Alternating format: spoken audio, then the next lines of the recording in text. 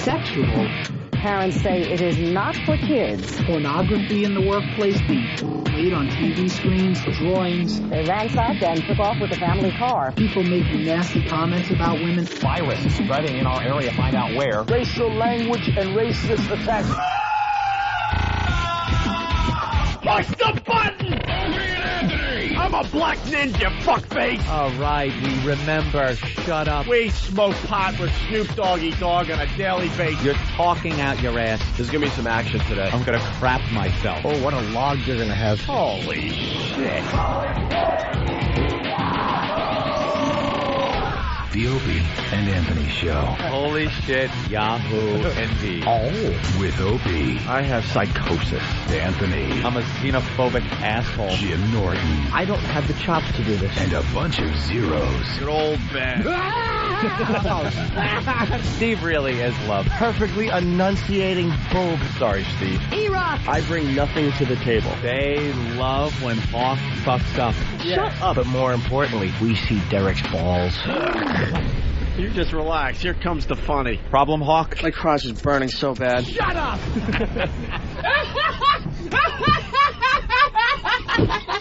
But enough of this palaver. Let's get the show on the road.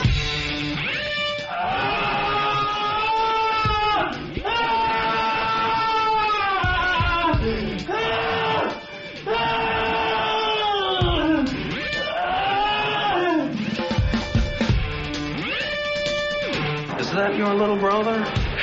He's a good-looking kid. Hi. Hello, cutie pie. Now we're going to do something extremely fun. You like discipline? I'm the party pooper. I'm the party pooper.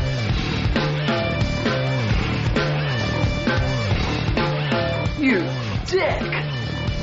Indeed. Indeed. Indeed. Indeed.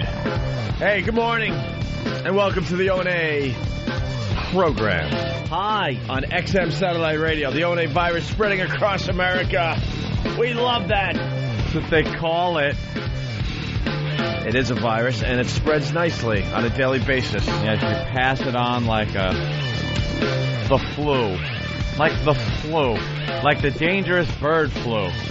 Scary bird flu. Where'd that go?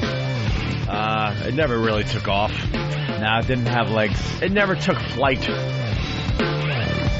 Awful bird. The bird flu was perched all winter. In a cage. In a cage. Like a little Tweety bird. A safe little Tweety bird. But thanks for the scare. It was fun, everybody. Yeah. Thank you. Thank you for scaring the shit out of us. Let's say hi to Mr. H. Mr. H, what's up? Good morning, boys. Boys. You know, Bruce Mittman was supposed to be on our show, but he canceled. Bruce Mittman canceled on us? Our old boss that's, probably a midget. What the? Yeah, technically. What's up his ass that he, rescheduled? He rescheduled. He was going to take us out to dinner, and then he was going to come on the show so we can make fun of him. We do that every 2 or 3 years. Maybe he was on to us. Well, we're going to be in Boston, and he's living up there, so maybe he'll stop by our Boston show. Drop by. Hello, boys. These are your fans now. Oh, I see you got some fans now. Oh, you know, I was the one that said they should start talking more. Yeah, sure you were. Sure. Sure you were, Brucey. Shut up and take another hit of Ozone's joint. Like smoking the marijuana. What, 2 inside? What? Mr. H, go ahead. Good morning, everybody. And for the older guests, this is going to be a review. For the new people, perk up and pay attention. Okay. If you want to see delicious mammalian protuberances of the feminine variety, you will need to get your hands on a WOW sticker or some sort of WOW symbol in order to spread the virus. Mm-hmm. This can be achieved by scrawling WOW in the back of your vehicle in the dirt that collects there. My personal favorite, of course, the semi. Yes. Or you can be fancy like myself and send a self-addressed stamped envelope to 111 West 57th Street, New York, and I believe the zip code is 10018. Or 19. Could be. Or you can surf to www.opieandanthony.com, the nexus of all great in the universe, and click on the Wow Sticker link, fill out the online form, and one will arrive, and you can stick that on the back of your method of conveyance. Boys, thank you very much. Conveyance. Here's the Drildo today. Hey, that's not bad, Mr. H. Thank you. Drildo? Yes, please. Oh, you want us to just play it? At some point today. Yeah, he did do a good job explaining WoW. We should probably grant him that. All right. Now later. Thank you, boys. You suck. No, what we could do is just play requests today. Things we haven't played in a while. Oh, Jesus Christ, no. A talk show that plays requests. No. Why not? Because I was thinking, like, baseball began, obviously, Yankees, home opener. Yes, Derek Jeter. And we didn't break out all our great baseball clips. Which ones do we have? Oh, we got, like, the Earl Weaver. That's true. And we have the Earl Weaver. And then there's the... yeah, that's all I can remember is kind of one good baseball clip. The Earl Weaver. Now we might have others. Oh, here we go. Of course we got the John Sterling. Yeah. Ooh. John Sterling, one of the greatest baseball announcers not ever. No, that's not true. He could be very good when he's not sucking. He stinks. No, but he's good when he's good. When he's really bad, you're like, yeah. But when he's good, you're like... That's really a good call. Yeah? Yeah, it's weird. It's really disappointing. Wow, you have a love-hate relationship with him. I do, because he's very good when he's not doing his own shtick. Hey, I didn't see. What did he say when Giambi hit his home run last night? I wouldn't know. Giambino? I'm sure it was the Giambino. Well, I don't know, but we have the Giambino. We have this from a past game. Now the 1-1. Swung on, there goes to right. It is high. It is far. It is gone. Oh, he's done it again. Jason Giambi. And boy, did he hit a shot. Oh, way out in right field. He timed a fastball and drilled it out. It is a 3-run homer for Jason Giambi. The Giambino. And the Yankees take a 5-4 lead. Do you know my head is tingling right now? Jimmy can't even look. He shields his eyes away when that clip is being played. It's the end of Cuckoo's Nest every time I hear it. It's Jack, just leave the hotel. Don't go and choke Nurse Ratched. Leave the institution. Yeah, it's very frustrating. The Yankees need like an old school announcer. They have such a history to them. Here's what they need to do. They need to sit him down and go, stop that. Enough. If Bernie goes boom, said again, you're fired. Bernie goes Make him hit his face a million times. By the way, you got to stop on Whackbag. People think that like Twitchels isn't for real. You got to stop. Mm-hmm. The guy is as real as they come. Yeah. They're questioning if it's an act and stuff. The show ended yesterday, and we have tons of video of him just smacking himself in the face. I heard that there were embarrassing rides with him on the elevator. Oh, yeah.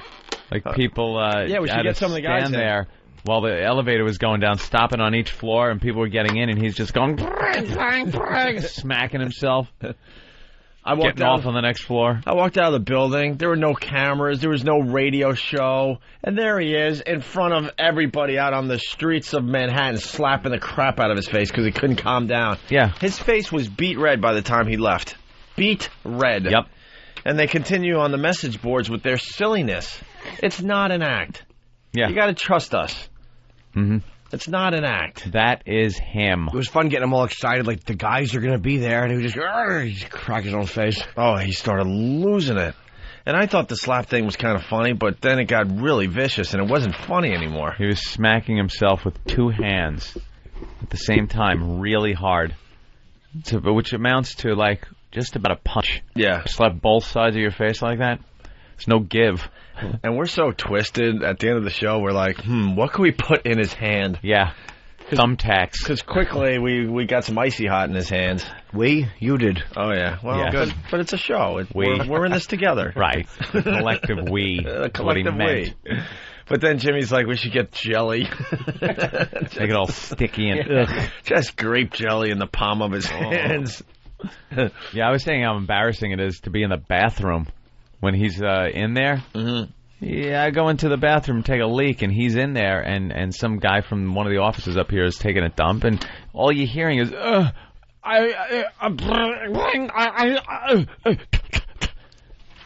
like the Three Stooges fucking each other in the bathroom. Come on, Porcupine, bend over. Don't make me break out the Tourette's whorehouse call. Wait till he's at the urinal. I always like to start going, jump. He's got to jump with his hog in his hand. Pisses all over himself. What do you got, Danny? Well, I was just going to say the elevator rides are quite fun with Twitchels, especially at about 10 after 9 when the elevator is packed and stops at about 6 floors. Oh. And, you could tell that he tries to control it because the minute you get into the elevator, he's trying to concentrate on being quiet. And the longer he goes, the more it starts. So he starts going, and now everybody starts to look at him because they're like, what the fuck is this kid doing? And, by the time you hit the 3rd floor, he's going... Yeah, he gets a big outburst. Because he can't hold it in anymore. That's the best way. He tries to hold it in. Then we had another moment after the show yesterday. I actually slipped out of the studio into the elevator without my escort, Master Poe. And everybody, of course, found it very funny, all because I went down with the staff in the elevator, and they were like, Where's Poe? I go, oh, man, I didn't even realize I got in the elevator. No Poe. So we're walking down the hallway to go outside, and I'm thinking, how funny would it be if I just lay down on the sidewalk like somebody hit me and Poe came out and saw me just sprawled out on the sidewalk? He gets panicked when he doesn't escort me to the parking garage. And then you know me. I don't like talking to people after the show. I kind of just want to listen to Fox News on my phone, whatever it is. Stupid Frenchie was here yesterday. Remember him? Yep. Remember him from the pre-millennium? He used to be a huge star. Used to be a star on the Opie show. Anthony program. And now no one really seems to care about him. Now he's a dud. Now he just shows up and we don't even acknowledge him. Shows up, he wants to be on the air, but sorry. Just ain't happening. He doesn't have it anymore. He's like a has-been. He's an old ball player. Right. Old ball player. Yeah. Some of those old actors that all of a sudden you see on TV and go, oh, my God, whatever happened to him? What happened to that guy? I remember that guy. That guy had a couple of shining moments. Yeah, Frenchie's one of those guys now. He's one of those guys. And, dude, he wouldn't shut up the entire way. And I'm just getting more and more, like, can't you see? I got a phone to my ear, and it's 60 degrees, and my hood is up, and I'm not looking at anybody. And he didn't get it. He just didn't get it. How about, was he talking about how you can go to his fucking dumb French restaurant and get no money off the bill? No, because now he doesn't even have that. He doesn't have that anymore. Apparently, he's lost that job. He's looking to go to culinary school. Good luck to you. Hope a student stabs you. But doesn't he already have the skills? Yeah, but he's looking to be a teacher. Ugh. Can that be good? Now remember, when friends come in, do not take a penny off the check. Offer to get them a chocolate chip cookie at the end of the whole thing. Suck it. That was always an unbelievable thing. Come down. He'd invite you down. He would invite everyone down to his restaurant. You go there. And, you don't expect a free meal, but you expect a little something. Expect something. I don't care. Give me a free dessert. I want a free meal. I took a glass of your club soda off the bill. Oh, you did you? No, he wouldn't do that even. No, not even. You're right. Not even that. When someone invites you to a restaurant, all of a sudden a free appetizer shows up. Like, oh, this is on the house, try it. Or a dessert. Or hey, check this out. Or an after-dinner drink. Just something to say, hey, thanks for coming to my restaurant. They bring you the check. Only one person's dinner is on it. By the way, I officially have not invited any listeners to F.H. Riley's. Right. Because if you invite, that's when you have to do it. If they just show up, you're just showing up. Let's make that perfectly clear. I have not invited anyone to F.H. Riley's in Huntington, that fine restaurant that my brother is running and owning and having a good time with. I have been to places where they have refused to accept my money. Refused. I was having a drink at the Overlook Hotel. My money was no good there. No good. That's right. You go in, he gives it back to you. All right, let's go to Frank. Frank insists that Twitchels is fake. Frank? Yeah. Hi. All right. All right, thanks for the call. It was great. He goes, yeah. That's all he gets and today. Waits for something else. Frenchie. Yep. You were bothering Anthony on the way to his car Frenchie. yesterday after the show. No, that's not true. That's a lie. A lot. Frenchie, what was I doing the entire walk to the garage? Dialing on your cell phone. Right, and then what did I do once I dialed? So open your mouth and say something, for fuck's sake. You know what it is? I feel I shouldn't have to. That's not me. You know what's me? Seeing somebody take a hint. I had the phone to my ear! So what, goddammit? I was saying something, so you should have dialed your fucking phone. What were you saying to Anthony? Let's see if it was important. I wasn't saying anything, really. You just said you were saying something. No, I was just saying, what's going on, that's all. What's going on? And I was, and in my head I'm going, I'm trying to figure out what's going on. I'm listening to the news. I was preoccupied, Frenchie. Do you listen to the show? Do you understand my walk from the studio to my truck involves me just being me without any outside interference? Do you know Poe walks a good 5 feet in front of me during that procedure? No, actually it was like right next to you. And if we chit-chat, it is because I initiated it. I initiated it. And then when we get to the garage, I say, see you tomorrow, Poe. And that's it. Man, Frenchie, if there was any doubt that we didn't make the right decision, you're really helping us out today. You fucking suck. I didn't do anything wrong, for fuck's sake. He's a potty mouth. I don't want to hear it. You didn't do anything wrong, what, yesterday? Yes, what the fuck, man? You were trying to talk to Anthony, and you realized, like many, many other people have realized before you, that he doesn't like being social, especially after the radio program. Not the walk. Oh, once I get into the garage, Jamaican Mike is there. It's like a party for me. The old UPS guy that used to deliver the packages, I'm a chatty Cathy down there, let me tell you. But on the walk, very important to leave me alone. All right, no problem. I won't say a fucking thing, that's for sure. Oh, now there's an attitude. Oh, look at the attitude. Now I have an attitude. Hey, Frenchie, you're going to try to make a huge comeback on the Opie and Anthony show? What do you got in mind? Can you do it? I just want to open the fucking window and jump at the fucking window. All right. You'd be open to that? We can broadcast that. Hold on to a microphone.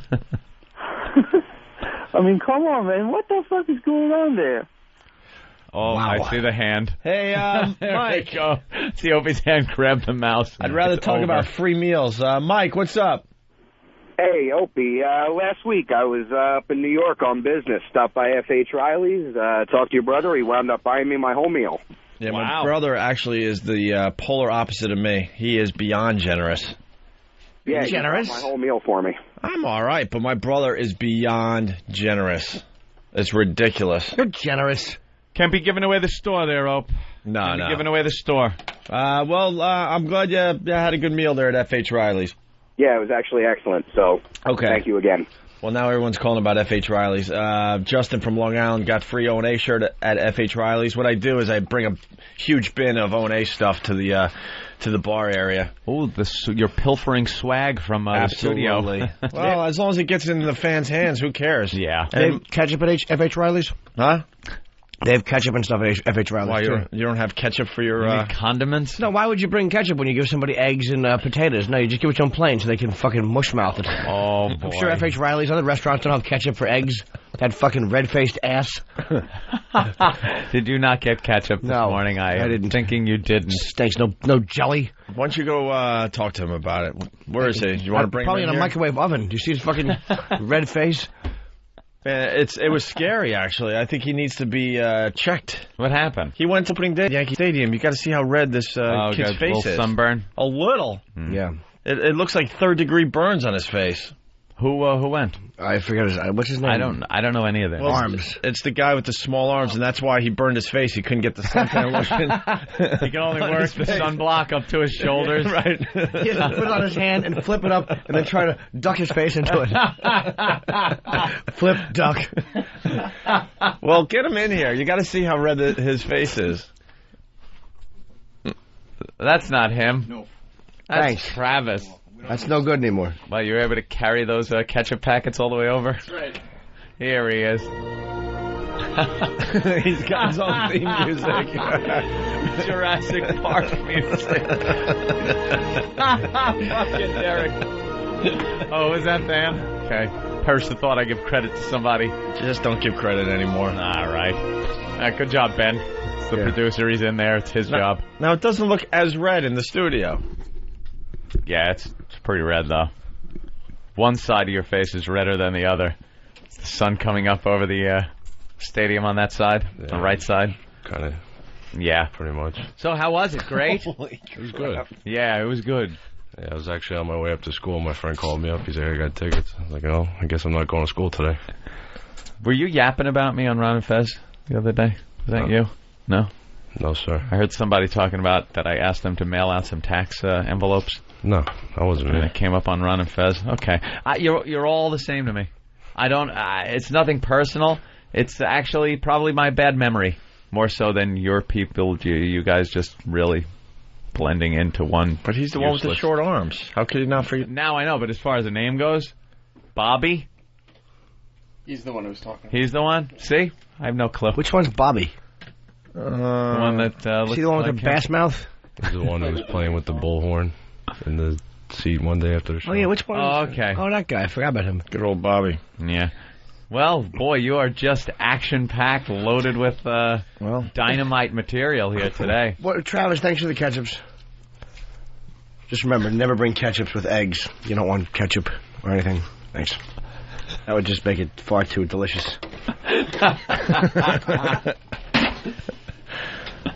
Sorry about that, Jimmy. Anything else you want to say? Now that the entire country's asleep? Wow. Must have been a late night, right? Yeah, it was. Yeah, there you go. Late night, Opie. He doesn't have the energy. He's tired. Well, what happened to the game? Celebrating. How was the ball game? It was a good game. You stay to the end? Yeah, we did. Yeah. I almost feel like I'm there. That was exciting. Jeter came up with the big home run. And you went, oh, my God, that was a home run. The Yankees win. Wow. The Yankees win. It is high. It is far. It's gone.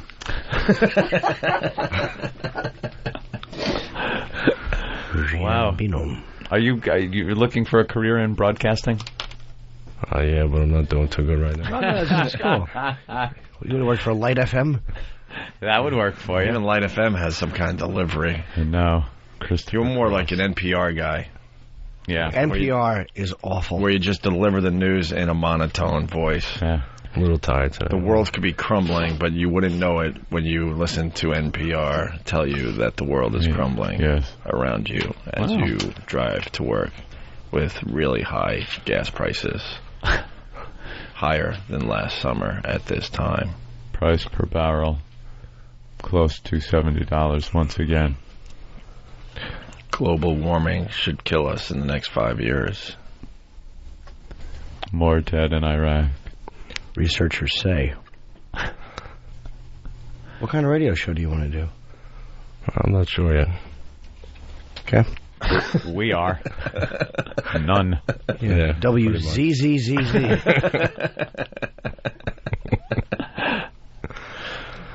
You always like this? No. Are you nervous? A little bit. Yeah.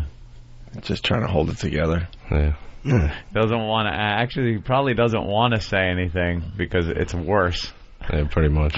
You know, you say something, you get a car crash, or you say something that sticks with you for years and years and years. Yeah. One little line, and it could ruin you for years. Pretty if much. you just shut up, then you're safe almost. Yeah. You get goofed on for being quiet, but you know, for the most part, you're safe. So where'd you sit at the ballpark? About 6 rows off the end of the third base dugout. Yeah. Wow. Paint quite a picture. Thanks. Any foul balls come close? Kind of close, but nothing. Nothing. Did you bring a little glove? Put on that stub. No glove. Looks like shoulder pads when you wear. Uh-oh. Here comes the sun. Maybe I should move. I was watching the game. I really wasn't worried about the sun.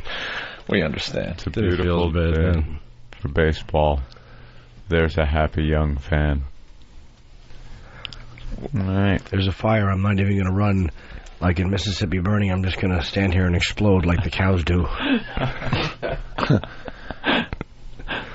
Why do they call them apartments if they're together?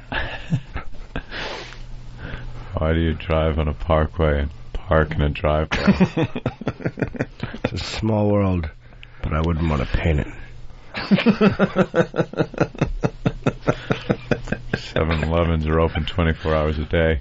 Why are there locks on the doors?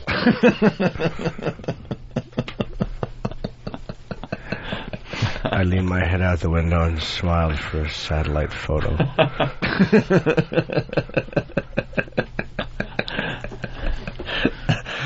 I wish I remembered another Stephen Wright joke. I'm grateful I can't. Something about TVs, I think. TV sets. Why are they called sets when you only get one? Only get one. This just in. Another Stephen Wright joke. From Than. Remember that one? No, why don't you do it in the Stephen Wright delivery, because that's what we're doing now. I poured spot remover on my dog, and now he's gone.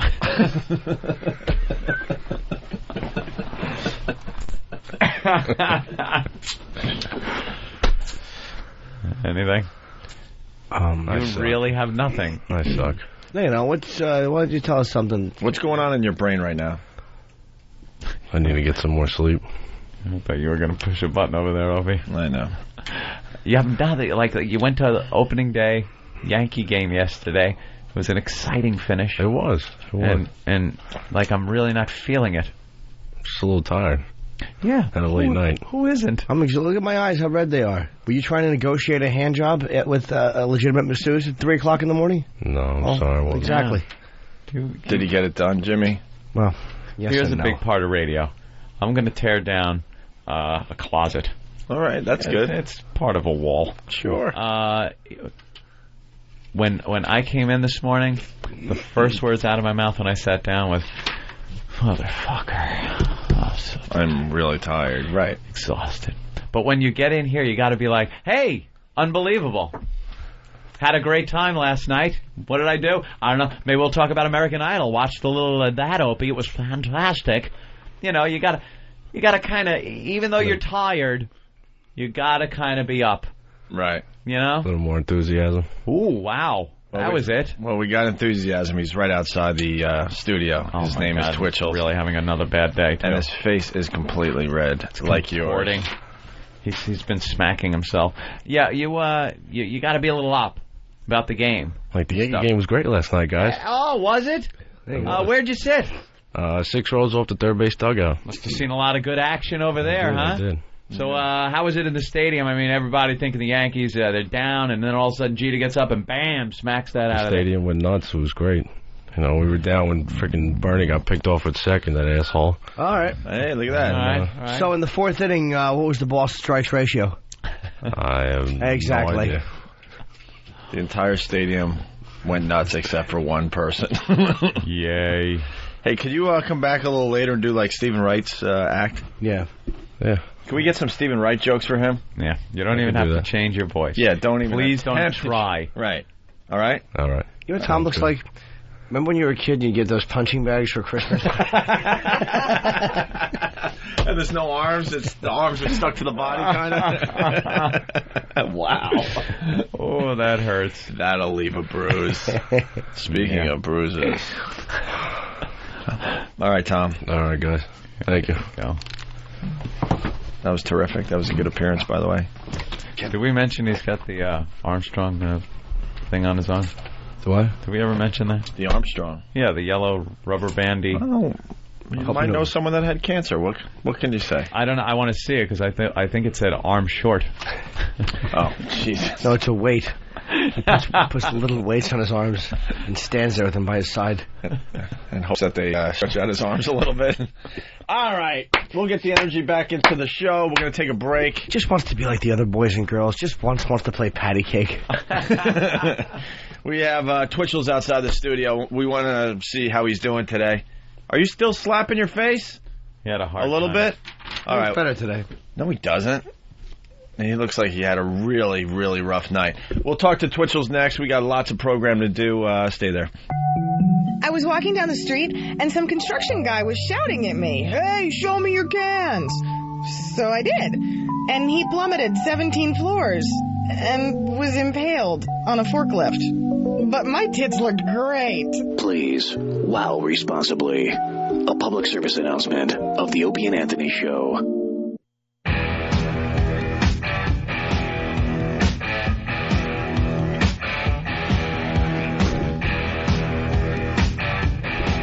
It's Whip 'em Out Wednesday on the Opie and Anthony program. We love the wow. Get your wow stickers by going to opieandanthony.com. Got a wow on the vehicle. All of a sudden, a girl sees it. She knows what it's about. She drives up next to you. And out of nowhere, your boring commute home becomes a lovely breast fest. We do celebrate wow on Wednesdays, but it's happening all the time. It's great when you're in traffic going to like a sporting event or a concert or going to the beach or something. And wow is alive and well on Pal Talk. Dude, don't talk about Pal Talk. Lots of fine ladies on Pal Talk. Made up a lot of the show. Well, actually, most of the ladies are fine on Pal Talk. Want to get Twitchels in here and see what he's all about today? Sure. All right. And then afterwards, I want to sing the Peak Friends song. Look forward to that. It'll be fun. So what happened with the hand job last night? I was just a massage that went awry. How? I don't know. What do you think you're coming over for at that hour? Uh-oh, she didn't know. Awful little mousy Canadian. But it seems like you would be a pro by now, where you would know which ladies are going to give you the old happy ending. The old happy ending at 3 in the morning. 3 in the morning, she comes to your house. Is she doing like the regular massage? Yeah, kind of. Where are you laying? In the bed? Yeah. All right, so you're in your bedroom. Naked. Naked. You're completely naked. My stupid arm stretched out, just nude on my stomach. Was she even trying to cover your ass up with anything? Oh, no. All right. Her fingers brushed my balls a couple times. Like as she was doing your inner thigh? And she had, so she knew what was going on. And then how does it end where she goes, no, I don't do that? You see that when they start looking at the clock towards the end of the hour, you're like, uh-oh. Oh, boy. So you start aiming your penis at them, like just grabbing it and kind of pointing it in the general direction that they're sitting at, like an accusing finger. Was she on your back? Were you on your back? By that point, I was, yeah. Yeah, when the minutes are ticking away, I'm sure Jimmy just flips right over. You have no idea. I'm Frank Flip. And, of course, fully aroused. No. No? For what? She was doing nothing. Well, I would think to let her know. No, give her the old, hey, got to take care of this issue. No, little dumb Adrian fucking from Rocky face. Stupid Talia Shire mousy face. She should be having a miscarriage in a fucking pet food store. So did she go near it? Did she brush that when you were on your back? Yeah, she was just weird, man. She brushed it. And then what? How does it end? What do you say to her? I'm just start stroking it and offering her more money. Oh, you did? Did I? Yeah. So you start stroking it and then you go, what do you need? Like 20 more bucks? What's the line? I don't know. Sometimes you don't know with them. She's Yeah. like, nah, I normally don't. I'm like, look, I know the game. You do. Wow. I've been here before. That's scary right there. Why? That's scary to me. If a girl's in there doing that, and then you go, look, no, I know. No. This is after she was dressed and stuff. Like, not dressed when she got her jacket and stuff on. She's like, I'm like, look, I've done it enough. I understand. You do. Once in a while, you'll do it when you're in the mood. I know. Oh, wait a minute. You weren't her type? Well, neither apparently you were was insinuating. Neither was Ben Franklin. Oh, God. So you had to send her on her way. You paid her? Wait, so was it awkward for an hour? Because This is towards the end. You invited her over for a massage. Was it a legit massage? Like she was... Yeah, so it was mediocre. Oh. And then I wound up giving her extra. She wound up doing it. Oh, she did? With a jacket on, standing there. Oh, my God, how funny. It was awful.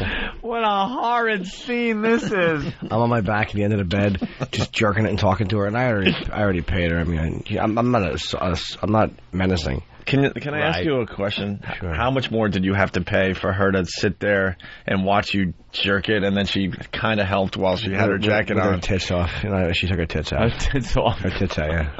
Oh, she did? Yeah. Out of her jacket? No, she opened the jacket. Okay. How much extra? I don't know, 100.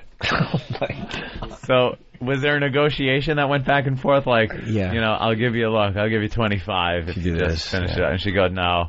And then what did you say then? Like, what would it take to make you happy? What would it take? And she said... So she went like that. I'm like, all right, there's a price.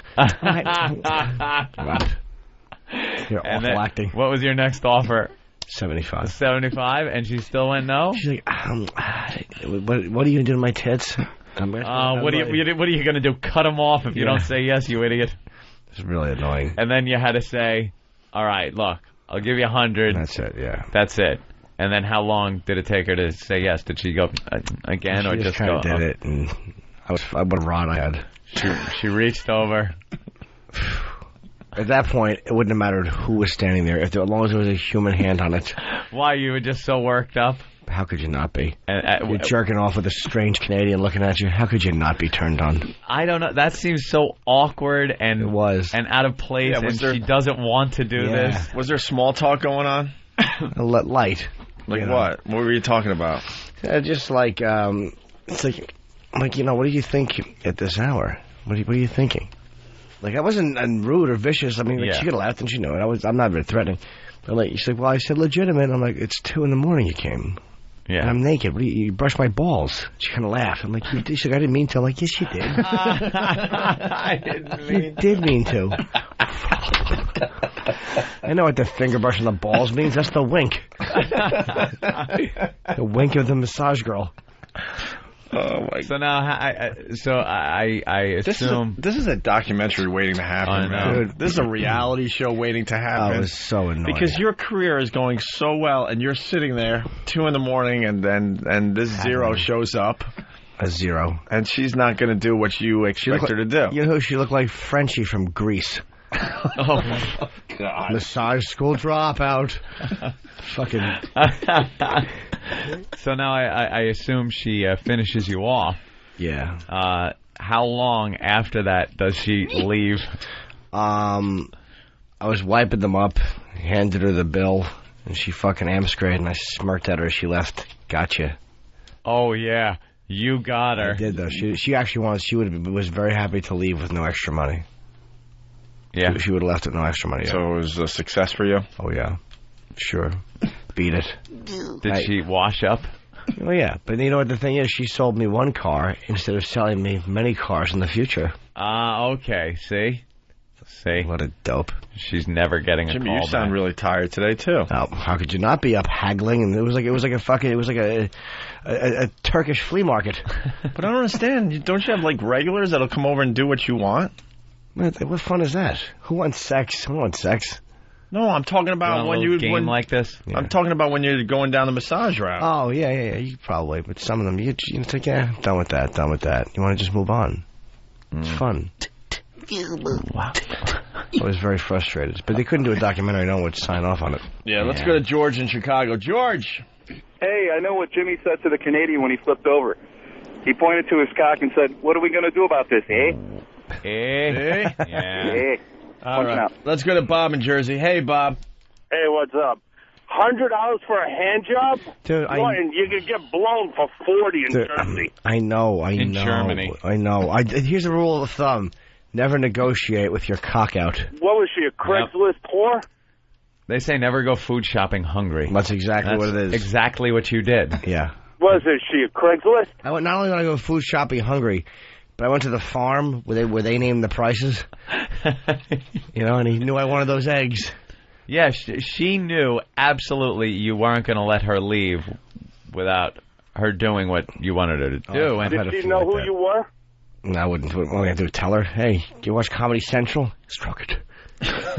Jack it. Just jack it. Yeah, any of these ladies recognize you when they show up? Yeah, I believe there's one I've called. She goes, "Oh, you're the one with the pictures on the wall." When I used to live in 43rd Street, you're the one with the pictures of you and famous people on the wall. That's right. Yeah, that's me. That's what you're known for. All right, let's say hi to Matt in New York. Hey, Matt, what's up?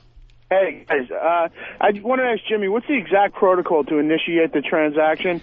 Because I went, about a month ago, I went to a massage parlor, and it was on, it was the upper level of a storefront, so it probably wasn't a legit place. I get there, I start getting the massage, and then the girl flips me over, and she goes, "Okay, what do you want?" And I said, do everything. And she looks at me, everything? I said, yeah, do everything. She goes, "Oh, no, that's illegal." I felt like such a tool, and I had to slink my way out of the place. Because you are a tool. Whenever they say, no, that's illegal, that means that they want to know that you're not a cop. Right, I mean, I came in, I wasn't wearing anything I wasn't wearing plain clothes. I was actually coming in scrubs and stuff.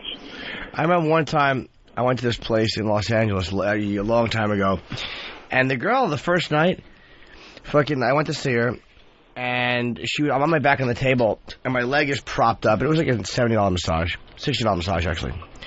And she has my right leg. Picture yourself on your back, with your right leg bent and out to the right, and she's holding it and kind of doing this weird pressure. She didn't want to do anything. I finally got her to jerk me off. She was all right. They all seem like, okay. She did, but she was sexy. She wouldn't let me touch her ass or anything. I come back to see her again because she turned me on. She's fucking massaging me.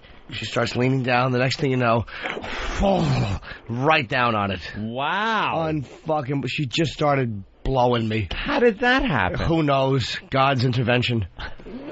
It was so unexpected. She was just blowing me. She had a few drinks in her. I think. I wound up banging her.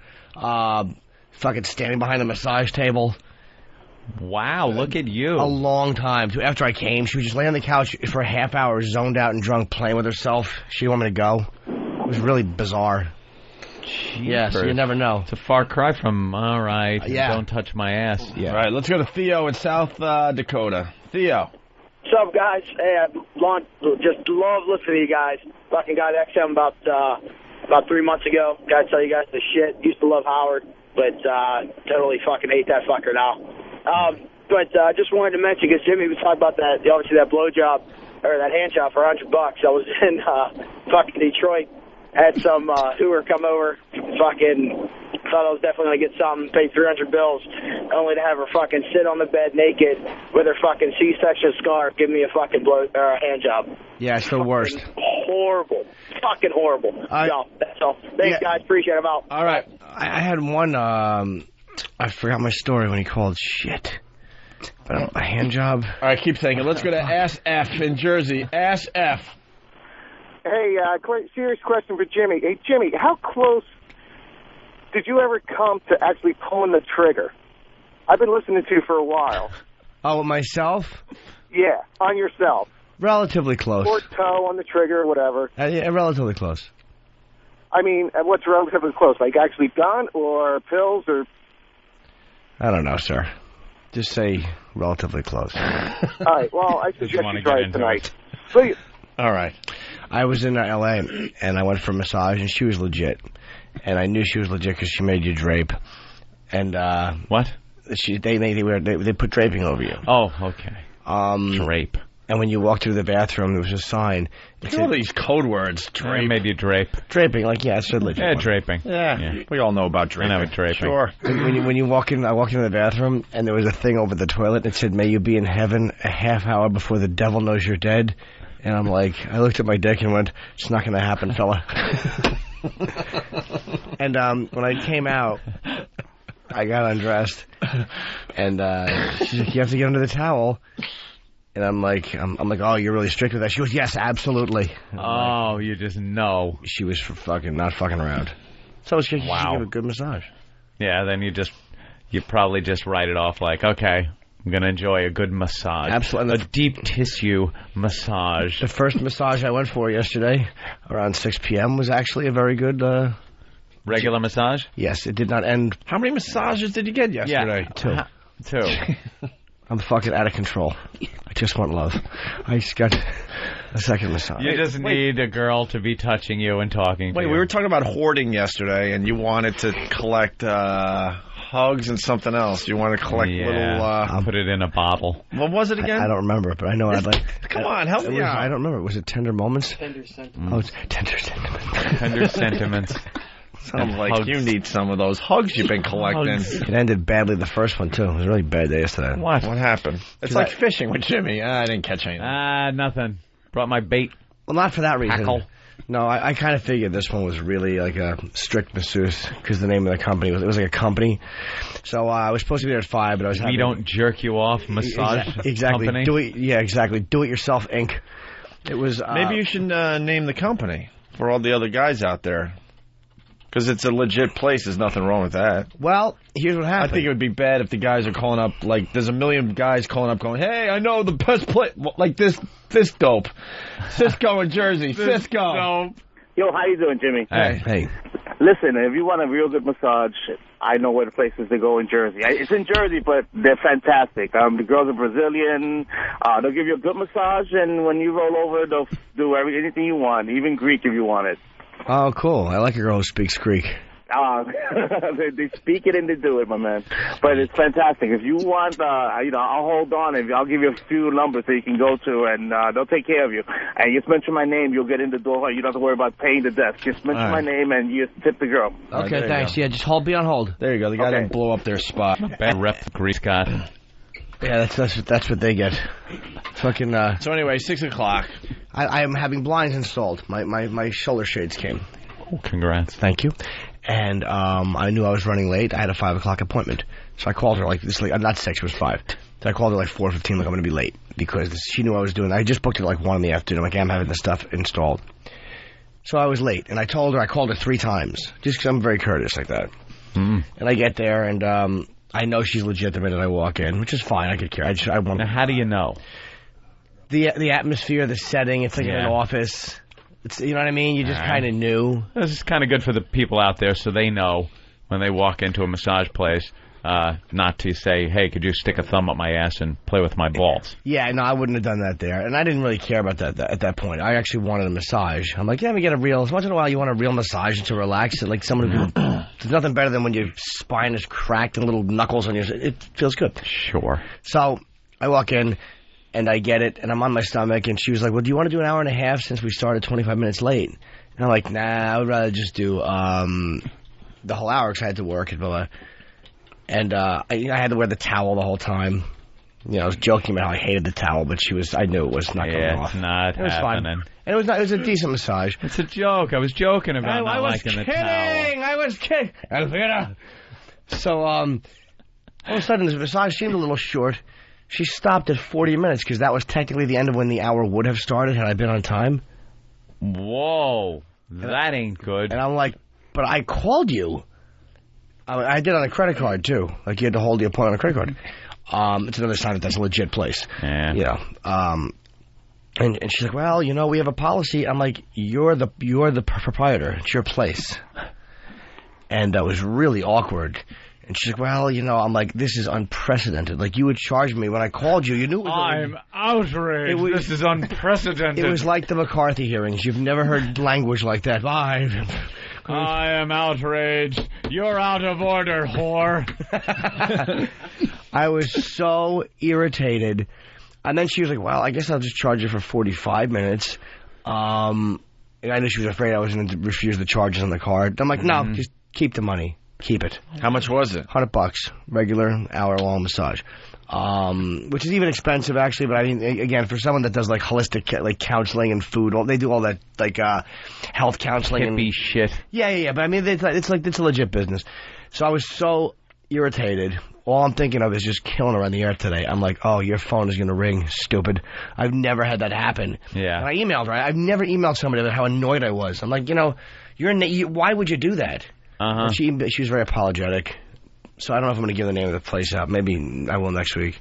But that's why you had to get the other massage yesterday. Yeah. Well, no, because I kind of knew that one wasn't going to be anything but other than a massage. Because something was missing. Something was missing, right? It was just a bad... It was either that or write another Post-it.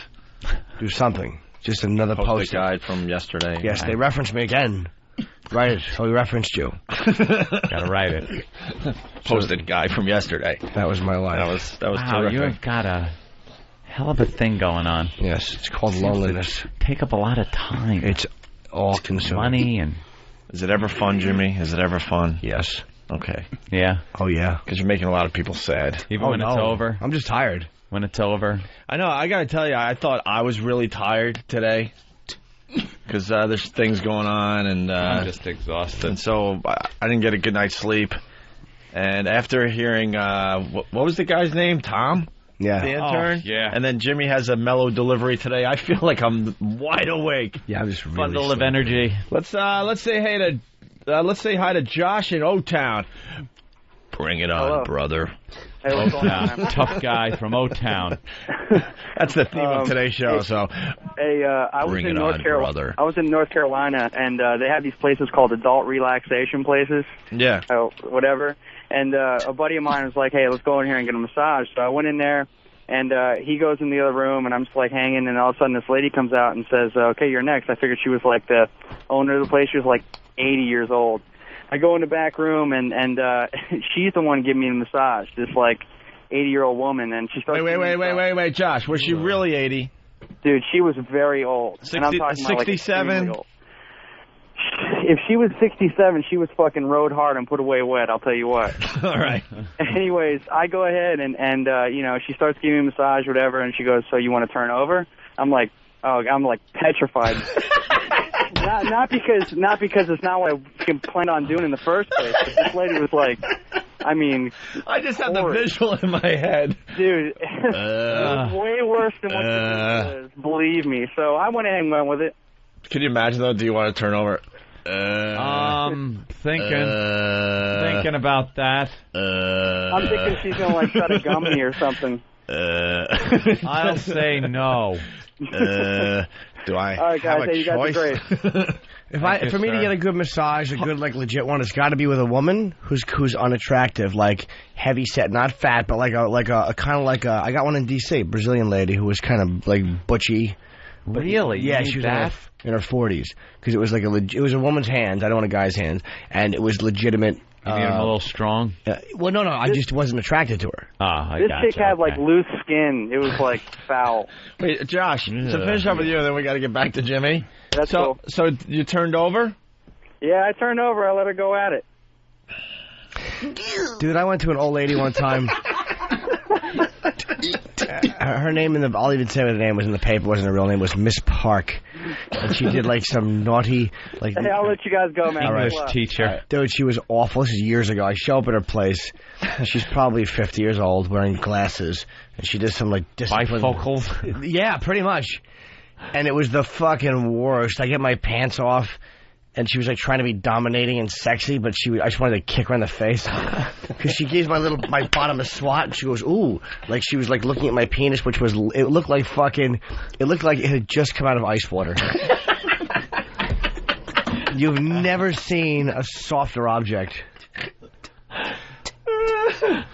And she looks at it, she goes, "Ooh, look at you, naughty boy." She gives my ass a swat with her 50-year-old hand. I was so I guess the last guy have a rod, is that your line? And she said something about Ronald Reagan. I forget what we were talking about Reagan. I don't remember what. It was so awful, and I'm on my stomach. Probably a date she had with him. Jesus. And she put baby oil on me, which is the worst massage stuff, and she was... I think Jack hit me a little, and I actually stopped her. I'm like, I can't do this. I had to go see my girlfriend. Just get out of here. Was there any action going on? My dick down below? My dick was actually angry at me for attempting to wake it up. That is really funny. Let's say hi to David in Florida. David. Jimmy, don't feel so bad, man. At least you got something out of it. I had the bitch walk out on me after 5 minutes. She took my money. Actually, first, it doesn't look good when she shows up in a brown leisure suit. Ooh, wow.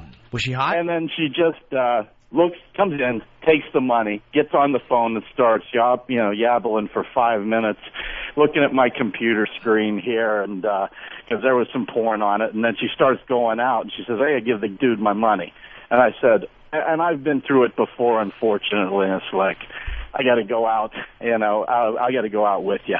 And I start walking out with her because I knew what she was trying to do. Yeah. And I get out there and she starts going, well, you had adult material on your computer, and we don't do that kind of thing. Oh, and I went, boy. And she took the money, right? I looked at her and I went, you're ripping me off, right? And I just turned and walked away. I am. Yeah. If I ever wanted to get on Whackbag and put the name of this company up, I wanted to so freaking bad, man. Go into Pal Talk and do it. Why not? They would love to tease those people. You absolutely should. If it's, or go on Craigslist and post it. If it's a run and grab, go to Craigslist and post it. You know, after your stool thing, with your stools, I was thinking we should have some just top secret, way underground websites. It's like that movie, that old movie where they took care of justice. Michael Douglas. The Chamber? The Chamber. No, was it the Chamber? Yeah, it was the Chamber. The Star something. Star Chamber. Oh, Star Chamber, okay. Star Chamber. I don't know if the movie holds up, but that was a terrific flick back in its Hal Holbrook was the judge. Day, yeah. And we should have these just... Tell it to call you Billy. We should have these way underground websites where we take care of these businesses that are just doing our listeners wrong, man. You have to, in a weird way... When it comes to massage, like this is where I wish Keith was not such a lazy shitbag and came in, because he's a complete filth bag and has massage stories where he's actually almost had fights in Keith places. Robinson? He's a fucking... Keith Robinson, a guy maniac. that we know would do great radio for us, and for some reason we just can't get him in here. He loves he's fucking lazy. He's lazy. Is he shiftless too? Well, yeah. It comes with the lazy. Yeah, it comes with the hairdo. Well, but he has the best massage stories. Where he one time he said this chick showed up, this really skinny crack whore chick, and he wouldn't pay her because he won't pay her. He really won't pay. And she's like, "Well, I'm going to go out and get my driver." He's like, "Well, bitch, go get it." And then the driver called up and goes, "I'm going to have to come up there." And Keith's like, "Well, that motherfucker come up and get your money," And the fucking guy, of course, didn't come up. Because Keith is a psychopath. He really is. And the guy could sense that this is a major problem, and she is ugly. But whereas me, I would have been like, yeah, go ahead, because you don't want to get maced. And another friend of mine, whose name I can't mention, had a gun pulled. I mean, once in a while you came on into a serious. Once in a while you got to say, "Gee, who would think?" Dealing with the underworld. It's the cost of doing business. It's like being involved in gambling. There's time where you're just going to lose, and it's like fucking. It sucks, and you know you shouldn't, but. What was the worst thing that happened to you with these massages?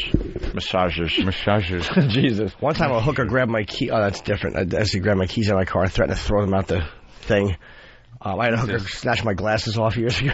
Your glasses. Oh, why? You don't used to wear really bad glasses. Years ago. You don't want to know. It's many years ago. Why did she snatch them off? Well, it was kind of a she.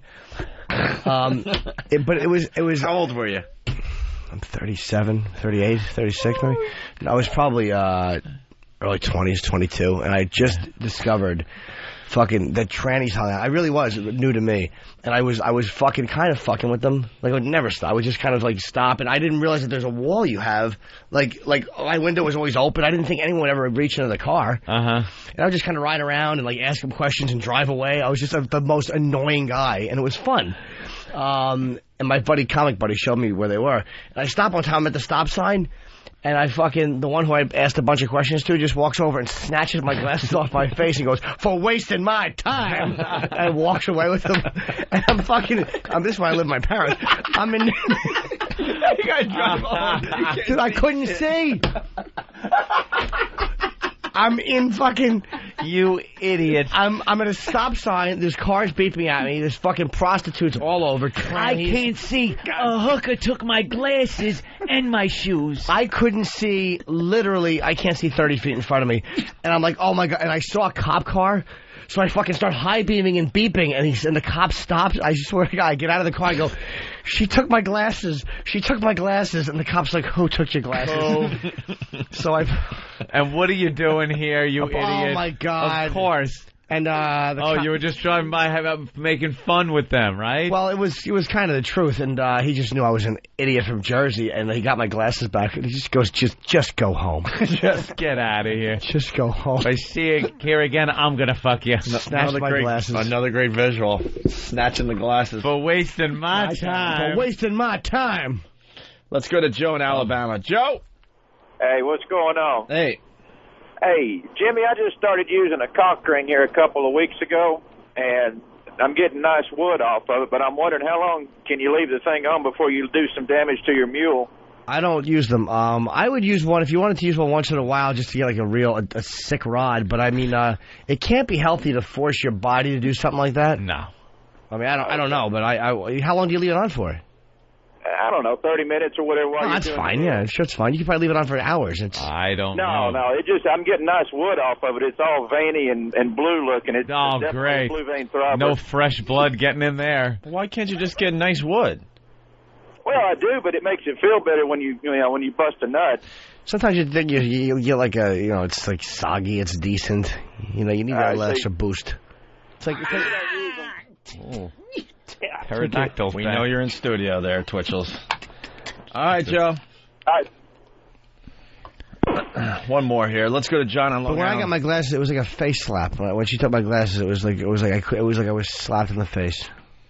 That's what I'm glad I got the LASIK, man, because you always felt like, oh my God, one stupid thing with your glasses and you're screwed. Oh, I was there in New York. I would have had an hour drive home. I couldn't have done it.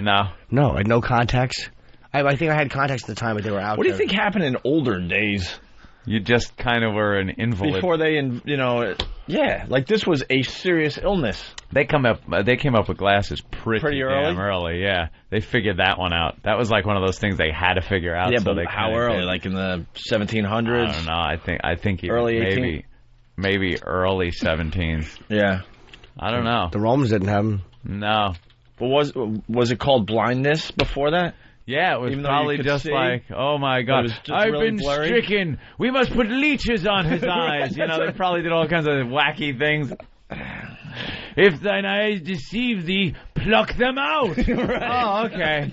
They're deceiving me. It's all blurry. I gotta pluck them out of my head.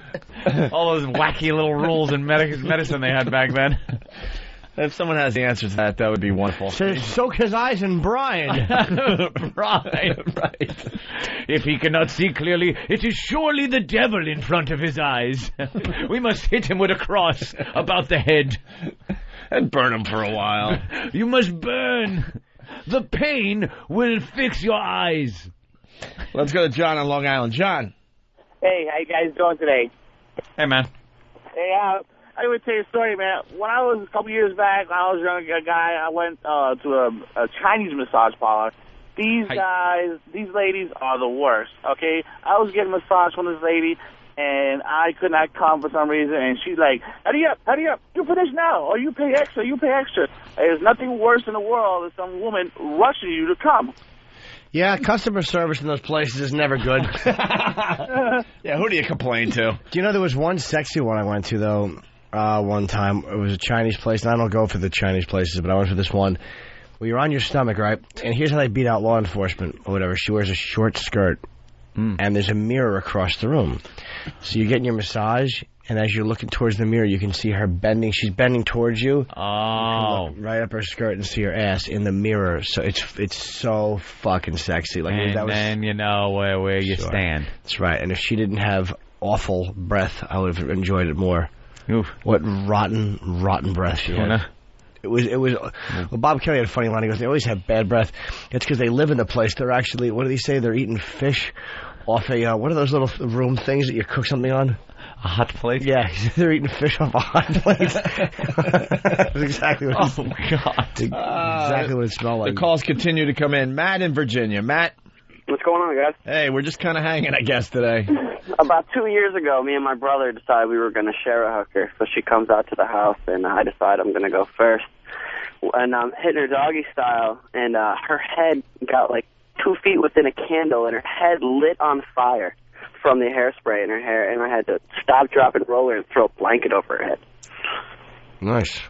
That's good shit. Did you have to pay extra for that? No, actually. Yeah. But it was quite scary. All right. Thank you, sir. Let's go to Megan in Houston. Megan.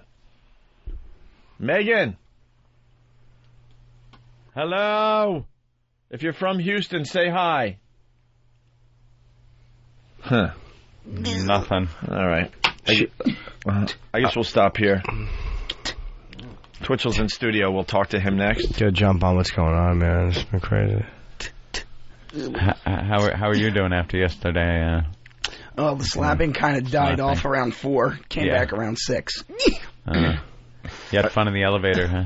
Oh my God, it was nuts. There was this guy in a suit, and as soon as he started twitching, he had that. As soon as he saw me twitching, he had that immediate "I'm better than you" look on his face. Ben could testify to that. It felt so awkward, but I deal with it all the time. And but, I'm better than you look. Yeah, it immediately thought. I think he thought I was fooling around. Because I was at that point, I was really slapping myself repetitively, constantly, and it was just so awkward because I like to wait to leave the studio sometimes when I'm really riled up to calm down. But Ben insisted that I get in the elevator and go for a ride. Maybe that would calm me down. I really Ben was taking him all the way up to the roof. Yeah, then back down. You don't honestly think Ben was being a nice guy yesterday? No. He just. I know he wanted to see the reaction. Of course, because Ben is a sick fuck just like the rest of us. Yeah. But yeah, it was he just only does it in different ways. He does it for the enjoyment of 2 or 3 people. Personal, yeah. And then he'll call all his Boston friends and tell them what he did. You're not gonna believe what I did. But he'll give him a piece of the story. Yeah, we switched on the elevator. Yeah, Johnny James. Silly, yeah. Boston 5 in a row. Earl. Silly. Yeah. E-Rock. He just walks in and says a name. Steve. What about Steve? No, I was saying, Steve. But I just went along with it. Just this goddamn Ben. So, were you slapping your face? Yeah, and then I actually stood out front and had about 4 cigarettes before I left. I was out front for about 20 minutes before it really calmed down. Why the slapping in the face? What is the? See, it's like. It feels good. A tick can usually has a purpose. Like it makes it feel better once it's done. If I for that split second. Yeah, and then but then again, it just comes right back. And a lot of like me, it feels better when I touch something. Like when I touch the face, when I make contact, that's when it makes me feel good. Yeah. Although it's after I do it so long and riled up, it starts to hurt. But I just can't stop it until it stops. Why don't you just stop for a second and don't give into it? It's very difficult. I know that, but you can. Difficult. We're gonna cure you today. We're gonna get jelly on your hands. See, like when I'm acting and doing comedy, it's not a problem. But I can't always be in that mode. I understand. I've had little tics in my life. I used to spin once to the right. I used to hop and have by the middle of my right foot to touch the sidewalk crack. So I understand. Isn't that an OCD thing though? No, it's part of Tourette's too. Like the tap of the right finger, where the middle. When you take your middle finger, there's the nail. I would just tap the nail like this. And on a hard surface. Good. It's like, something's wrong. No, it's not. No. Jesus. All right, listen. Don't get him going yet, because we're going to try to cure you today. Just stop for a second. Yeah, you can just stop for a second. Yeah. I mean, if the doctors guys, go get stuff. Go get stuff for his hands and start bringing it in. Oh, no. What do you mean? We're gonna put stuff on your hands. We're gonna cure your stupid slapping thing today. You think that's gonna help? Absolutely. See, if you stop when you act, it's because if you at moments like just don't give into it. I know it's hard. It feels like it's incomplete and it's wrong, and God, it will feel good when you do it, but it doesn't feel good. We got some ketchup. Here, give me the ketchup. Jimmy. What? We're gonna cure you today. When you slap yourself in the face, are you going, oh my God, my hand is coming up to my face, oh my God, it's hitting me? Or I get a split-second warning, like I know it's going to happen. No, or do you know you're slapping yourself in the face? Like I said, I get like a split-second warning, so I know it's going to happen. I know I'm going to slap myself, but, I just can't control it to stop. Is it a conscious thing where you go, I have to smack myself. I can't hold it any longer. If I really try to hold it, it just builds up. So, I mean, there's sometimes where I do it and I don't even notice sometimes. Like, I notice once I hit it, but like in conversation, living with Tourette's my whole life, it becomes like a part of me. Yeah. But when I try to hold it and try to, that's when I'm aware that I'm actually really when trying. People talk about it, of course. The more you Every do time it. I come here, I know something's going to happen. You leave a wreck. I just accept that. You stop just for a couple of seconds. I try. All right, what else do we got? We got ketchup. We got jelly. It's going to be all sticky. Jelly. What else we got? Have we got anything else in the fridge? Acid. Whipped cream. Jump. We got the icy hot. Both what else? Jump. We really need something to put this over the top. Honey, we got honey. How about a log? How about a log from Tippy Tom? One log in each hand, or a pair of underwear from Tippy Tom in each hand. Swinging that around, dude. A pair of intern underwear. I bet you Tom wishes he had this affliction. You know, he's always slapping his Adam's apple. All right, when we get back, we're gonna put some ketchup and jelly on your hands.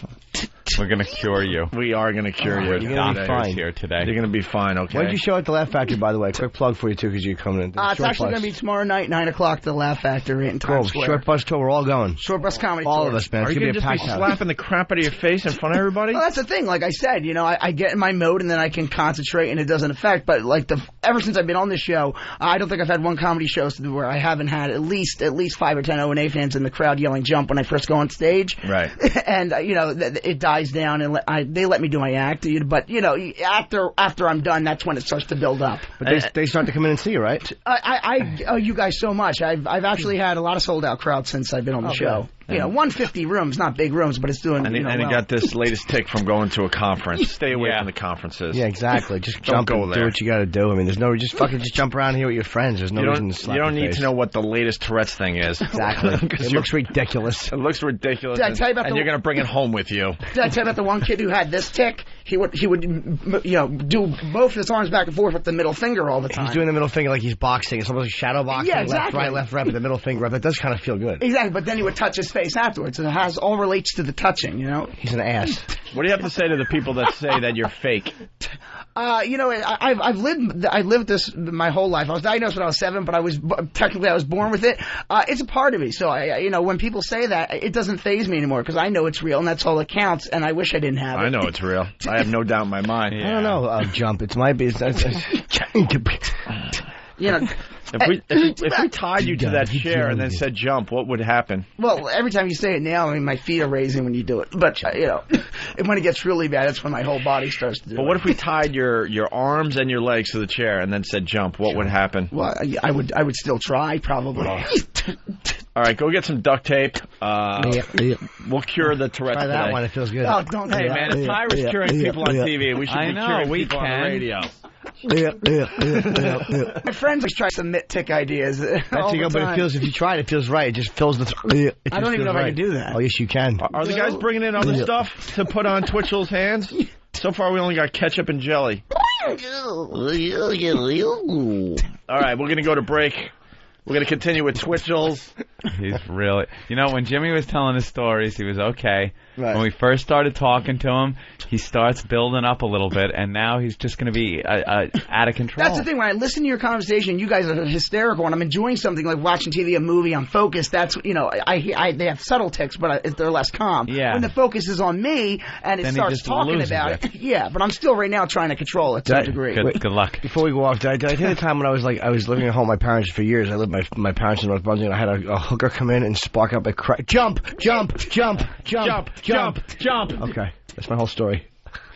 I thought that was going to be a good story. Yeah, it was a good one, but I just wanted to you, Dad, Mom, all having sex with the hooker. Exactly. That's how I pictured it ending. Yeah, it was hot. Mom's degrading her, like in Sudden Impact. Oh, my mom's holding her down, encouraging me and Dad to bang her. Don't slap that hard. Slap hard, Dad. No. We'll get him going after the break because we're gonna cure him.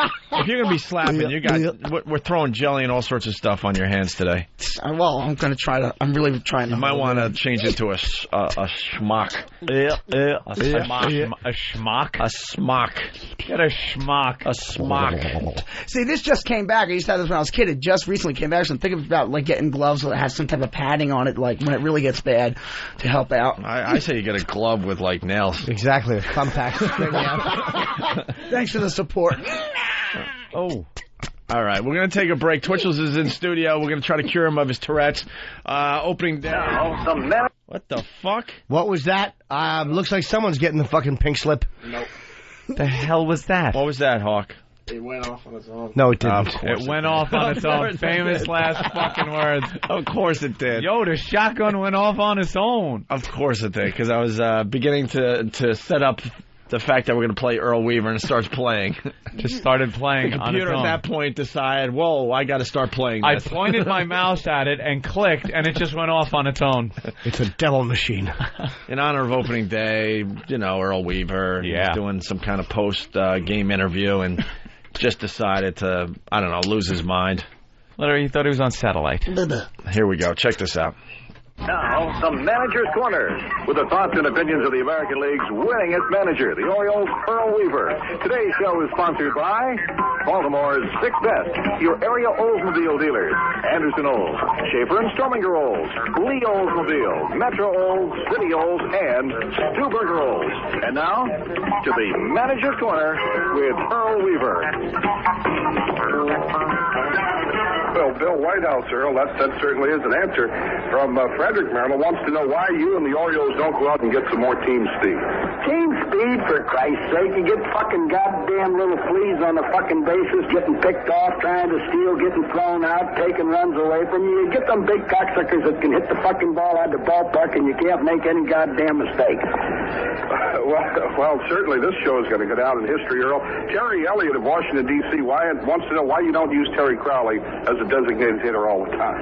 Well, Terry Crowley's lucky he's in fucking baseball, for Christ's sake. He was released by the Cincinnati Reds. He was released by the fucking goddamn Atlanta Braves. We saw that Terry Crowley could sit on his fucking ass for 8 innings and enjoy watching a baseball game just like any other fan, and has the ability to get up there and break one open in the fucking ninth. So if this cocksucker mind his own business and when we manage the fucking team, we'd be a lot better off. Well, certainly you've made your opinions known on the fans' questions about baseball, Earl, but let's get to something else.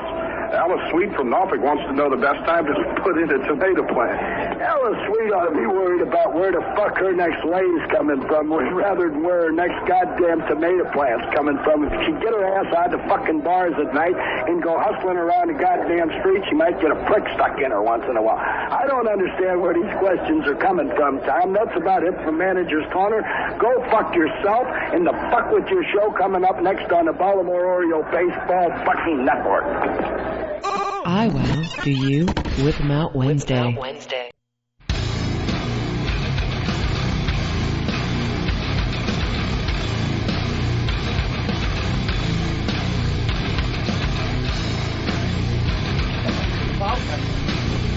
All right, we're back with the Opie and Anthony program on this fine Whip 'em Out Wednesday. Twitchell's back in the studio. Why'd you put a bag on you? They said they wanted to protect clothes or something so it doesn't get messy. Oh, Jesus. Who did? What's the fun of that? I know. I said I don't care either way. Whose idea was the bag?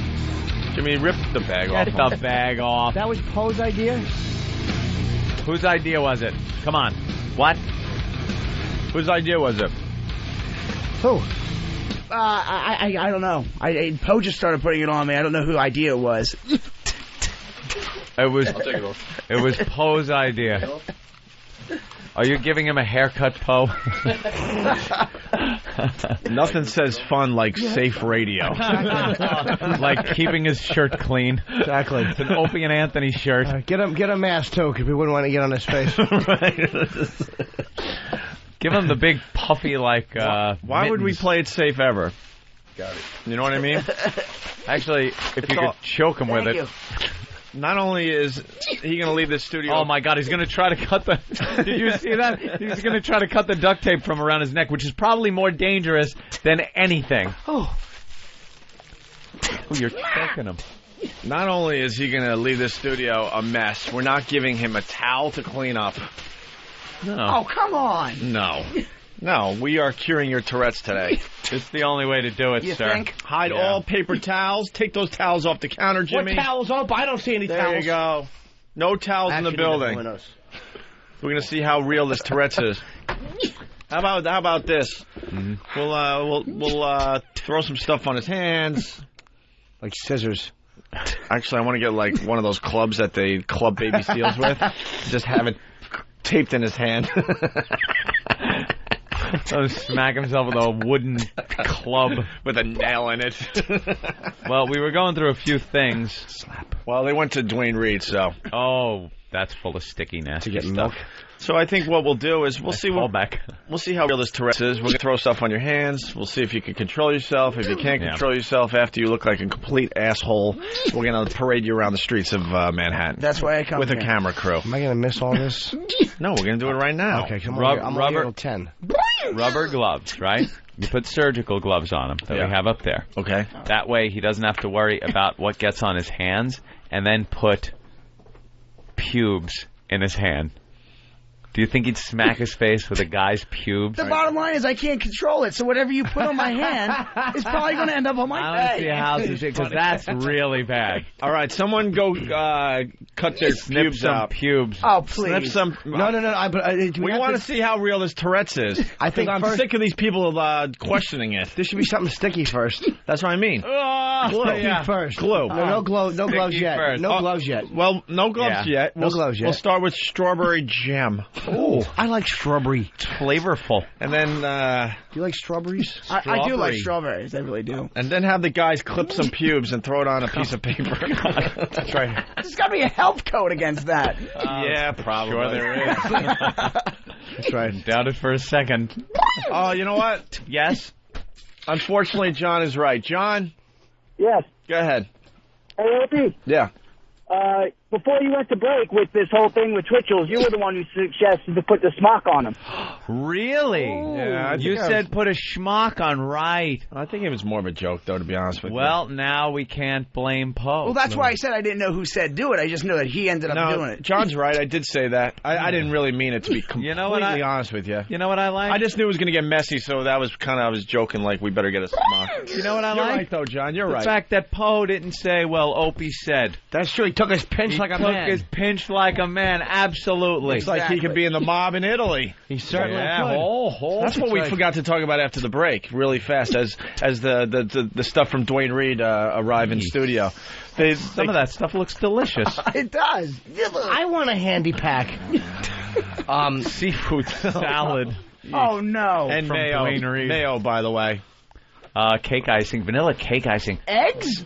Eggs? Yeah, eggs. I would eat that by the spoonful. Anthony, me too, but I'd get fat. That goes right to my thighs. By the way, this is why Pal Talk is so great, because this will be on Pal Talk. Don't talk about Pal Talk. Pal Talk sucks. Pal Talk, you know. Again, they're talking about Pal Talk. Pal Talk, Pal Talk. This is what I read. I told you they talk about Pal Talk too much. Pal Talk, Pal Talk. This is what I read about Pal Talk yesterday on Whackbag. I love when we play into those psychos. Wait, who is that guy? See, I told you. See? Told you. You guys were making fun of me, but look, you heard it yourself today. Dude, some guy yesterday said, because we said, for those of you that have Pal Talk, take a look, and then we described absolutely exactly what was happening for the people that didn't. I forgot exactly what it was, but something that was on Pal Talk yesterday. And some guy posted on Whackbag, it just shows that this is all they do, and that Pal Talk is a huge part of the show. Huge.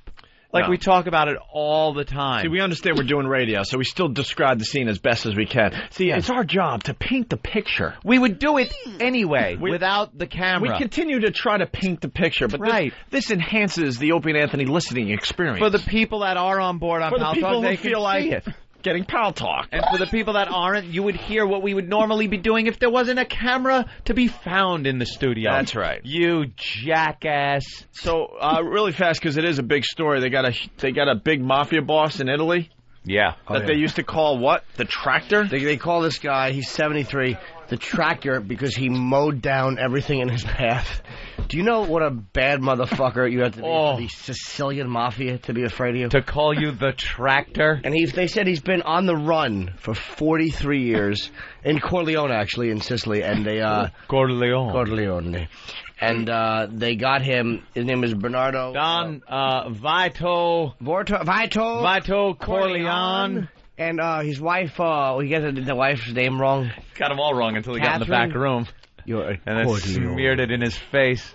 And they got this guy, and the cops in Italy have to wear, like, those ski masks. Yeah. They're so afraid of the mob there. Oh, if they get ID, they're dead. Dead. These guys kill judges. The mob is rough in Italy, man. In Italy. I watched a great special on the mob last night. And They've really dismantled it. I mean, it's still, going on and a little smaller factions, but the days of the big bosses that used to walk around and almost like celebrities, especially Gotti, of course, everyone knew him, but would walk around, he's an organized crime figure. There was nothing they could do about it, and they walked around like By the way, this is Anthony talking. I completely believe that the mafia is as strong as ever. Oh, I'm not saying it's not strong. I don't see any weakness whatsoever as far as the mob goes. Did I ever say weak? First of all, did I ever say weak? I said they're still out there and around, but that day of the big boss is gone. Well, they went back underground. And I say that with sorrow. I enjoy opening the paper and reading about these fellas. There you go. Now these good fellas. They have been weakened. I mean, because of RICO, and there's bosses like high up guys that have like turned stays out into the RICO. Man, that's just they're never gonna be the same again because of the RICO stuff. But they arrested this guy, and all the cops had hoods on their 50 cops with hoods because they traced his laundry, like his wife was doing his laundry. There's some weird system they had. Which obviously worked. Got him on his laundry. I think he was probably a little overconfident when you're free for 43 years. Yeah, you pretty much figure you start letting your guard down. Like 63. Who could possibly still be chasing me? See those shows on some of the channels, A&E and stuff, the crime shows where the guys cold case files, and he was 23 years later. He thought he was off the hook, and then DNA, they find something, and. Think back like 23, 25 years from right now and think of something like you did. First space shuttle mission, 25 years ago today. Was that it? 25 years ago today. Really? It landed, I believe, yeah. Well, think about that. A long time ago. Think about it, all that has happened since that day. In 25 years. If you were just walking around, think of something you did 25 years ago and then someone coming up and going, remember that thing you did? You're going to go to prison now for life for it. Oh, but I was walking around. Everything was cool. I didn't do anything else. 25 years ago, I remember being 10 and invited to your 40th birthday party. Jesus Christ. That never happened. All right. You ready, Twitchels? We got some boys that are going to help with this, or what? Hope he's using Howie math on his birthday cake with his candles. See, I can't. Are we doing pubes? I can't, though, because look. All right. You got nothing? Need to see the pubes. Okay. I ain't going to start with the honey. Thatch. Start with the honey. Start with the honey. Jimmy? Oh, the honey. Oh, Anthony, stop. I should have just said start with the sweetie. Oh, cut it out. All right. Now, how are we going to do the eggs? Look, Steve's coming to barge in here and take it. Keep him away from the honey. Everything is fun, but there's no need to waste it. He's just trying to paw away at the honey. Stab it. So you're going to get all over his hands, Eric. All right, now, take that honey now and rub it into the other hand like you would if it was hand lotion. Oh, this is freaking me out. It's so sticky. You don't like sticky things, Anthony? I hate Rub it like it's hand lotion. It rubs the lotion on its hand. Because we don't want it dripping all over the counter. Rub the honey on its paws. The poor interns are going to have to clean all this up. No, you'll be fine. Don't do it. You're not going to... You can't have that sticky stuff on your face. Yeah, there's no way you're going to slap your face now if you have sticky stuff on your hands. I'm really going to focus here. I have to draw the line at a salmon. It does feel kind of cool. Wow, man. The pal talkers are loving this because he's struggling. When you bend your hands now, is it sticky in all the creases? Yeah, and the little crevices. And you know when you unravel them, you get that little... Oh, yeah. Describe the stickiness to Anthony. We got all sorts of things happening here. Describe the stickiness to Anthony. No, really. It really is like all in the little tiny crevices I never thought, could get that bad. When I used to work for a living, sometimes I'd be cutting holes for ductwork in the floors, and I'd grab onto a 2x4 in a newly built house, and it would have sap coming out, and sap would get right in the middle joint of my thumb. Yeah. And you cannot wash that stuff out, especially on the job site. There's nothing that gets rid of the sticky. Yeah. And every time you bend your thumb, it's just... And it would make me lose my mind. And how about behind the knees? Like right behind... when I was a kid, I was on a little, like a chase lounge. I'm trying and someone spilled Coca-Cola on there, and I laid down on the little chase lounge, and I got sticky Coca-Cola behind my kneecap. And every time I bent my knee... and it drove me nutty. Anthony, I would love to listen to you, but he is losing his mind. And that feels so good to just smack yourself. Shit! You have to. You have to. He looks like he has. I don't have to. He looks like he has two hands that are completely crippled because he's every muscle in his hands are working right now. Oh, a smack could feel that urge. That urge is there. Oh, Jimmy's look, really feels good. So good. Jimmy. No, I know what the feeling is. Oh my God! Look. Oh, he almost hit himself. Look at the strain. He wants to smack himself so badly. This feels so good. Feels going up. This feels so good. Look, cry. Look. Oh yes, everything's right with the world. Oh boy. Because it's puffed. It's nice and puffy. Partially the and hand. then if you hit it, you guys always instigate me, and I have a good time. But I really think I could do this. It's just gonna take time. Fine. Yeah, just control it. Just control it. How sticky are his hands there, Jimmy? Awful. God, no. He's getting sticky I stuff. saw honey fly. Take the headphones off. He doesn't need the headphones on. Yeah, you really don't need I saw honey just fly off his hands. Look. You're okay. You're okay. Just a little sticky. Does your face feel sticky? All right, look. Tastes nice. Tastes good. That just feels and right. the thing is, when I hit it and when I bring it out, I feel like my skin pulling towards my hand. Would you do Very that? sticky. Never. Right. You can't get me near sticky A lot of people suggesting to put a dildo in one of his hands. We have a He's not dildo. gonna smack himself with a dildo. Oh, all right. Don't slap so hard. He's got to. It feels right. He understands It what feels he's doing. right for him. It's right. He knows the right hardness to hit. I can't wait to get to that show tomorrow night. That's going to be a great show. Yeah, where's the show, Twitchels? Focus on the show. Oh, wow. The Twitchels show. Tomorrow night, 9 o'clock at the Laugh Factory. Short Bus Comedy Tour, right, Jimmy? Yep, at the Laugh Factory on Broadway, on 42nd Street. You're working on 42nd Street. Absolutely. Legendary place. 9 o'clock, you're gonna be there. Everyone, the whole gang's going to be there. Awesome. Colin Quinn's coming down. It's going to be a huge show. What is this? You might stick it in his eyes. You can't give him a fucking hard eye. I'm nervous about this. Oh my God, he's shaking. He's not. It just flew across the room. Exactly. The power of Christ compels you. He's not going to hit himself with things. He smacks himself. Pudding. Yeah, Pudding. Come Give on. him some chocolate pudding in his hand. E-Rock pudding. No, yes. No, he doesn't need pubes. Where are the pubes and whose are they? I'm sure Travis is They're involved coming. trying to cut everybody's out. Travis. Oh my God. The hairiest waif ever. All right, look, he's got a really big wow. hand of pudding that is. Now look. God damn, no. All right, Look out, Danny. Oh, it's Danny's pubes. A big cup of dip. Get away from me. Everyone's running Get the away. fuck away from me. We are getting video clips for the website. I'm starting to stammer worse than usual. All right, he's got a handful of pudding. Oh, God, that is a lot of pudding. Oh, my God, there's no way you got There's no way. Look, you got to control this, Twitchels. Control it. It doesn't feel good to slap your face. You know that. Nice No, it doesn't. slap. It doesn't feel good to slap your It's face. sticky. It hurts. But it's an urge. It's an urge that is Patrice, come almost on in here. irresistible. Patrice O'Neill. It just feels right. It just feels... Oh, shit, look out. Oh, my God. Oh, my God. I think he got Patrice on his hat. I think he got on Patrice's hat.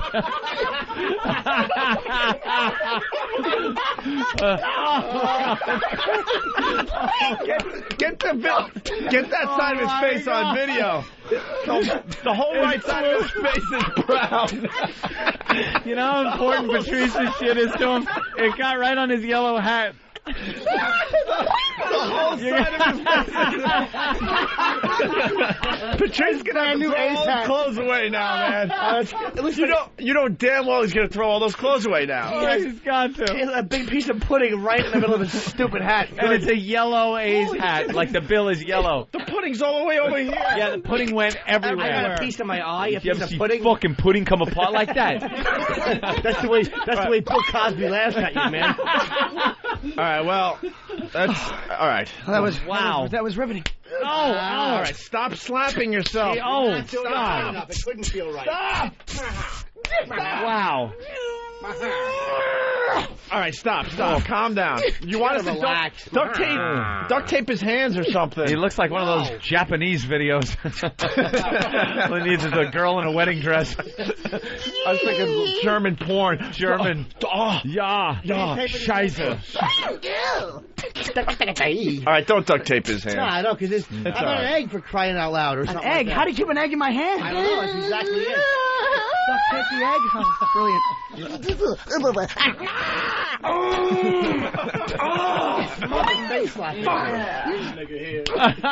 Dude, he's got on a suicide bomb.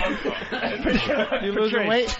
Patrice O'Neill, everyone. Hey, go down to the park and watch the fucking the Muslim guys preach and shit, and then boom. What did you do? Patrice, you losing weight? Trying to, yeah. I noticed that too as soon as he came in. He didn't look as fat. Looks like you lost a lot of weight. Because you didn't look in the face with pudding, nigga. I noticed it when it flew right on the middle of your hat. Someone give Patrice a wireless. You don't want to be near that microphone, Patrice. No, We're trying to cure him of his Tourette's today. We found out that he has a new kick. He has to slap his face. Yeah. I got back from a Tourette syndrome convention at the TSA conference, and being around so many people just really triggered it. What time tomorrow night, Jimmy? Tomorrow, here's the big show. It's the short bus tour.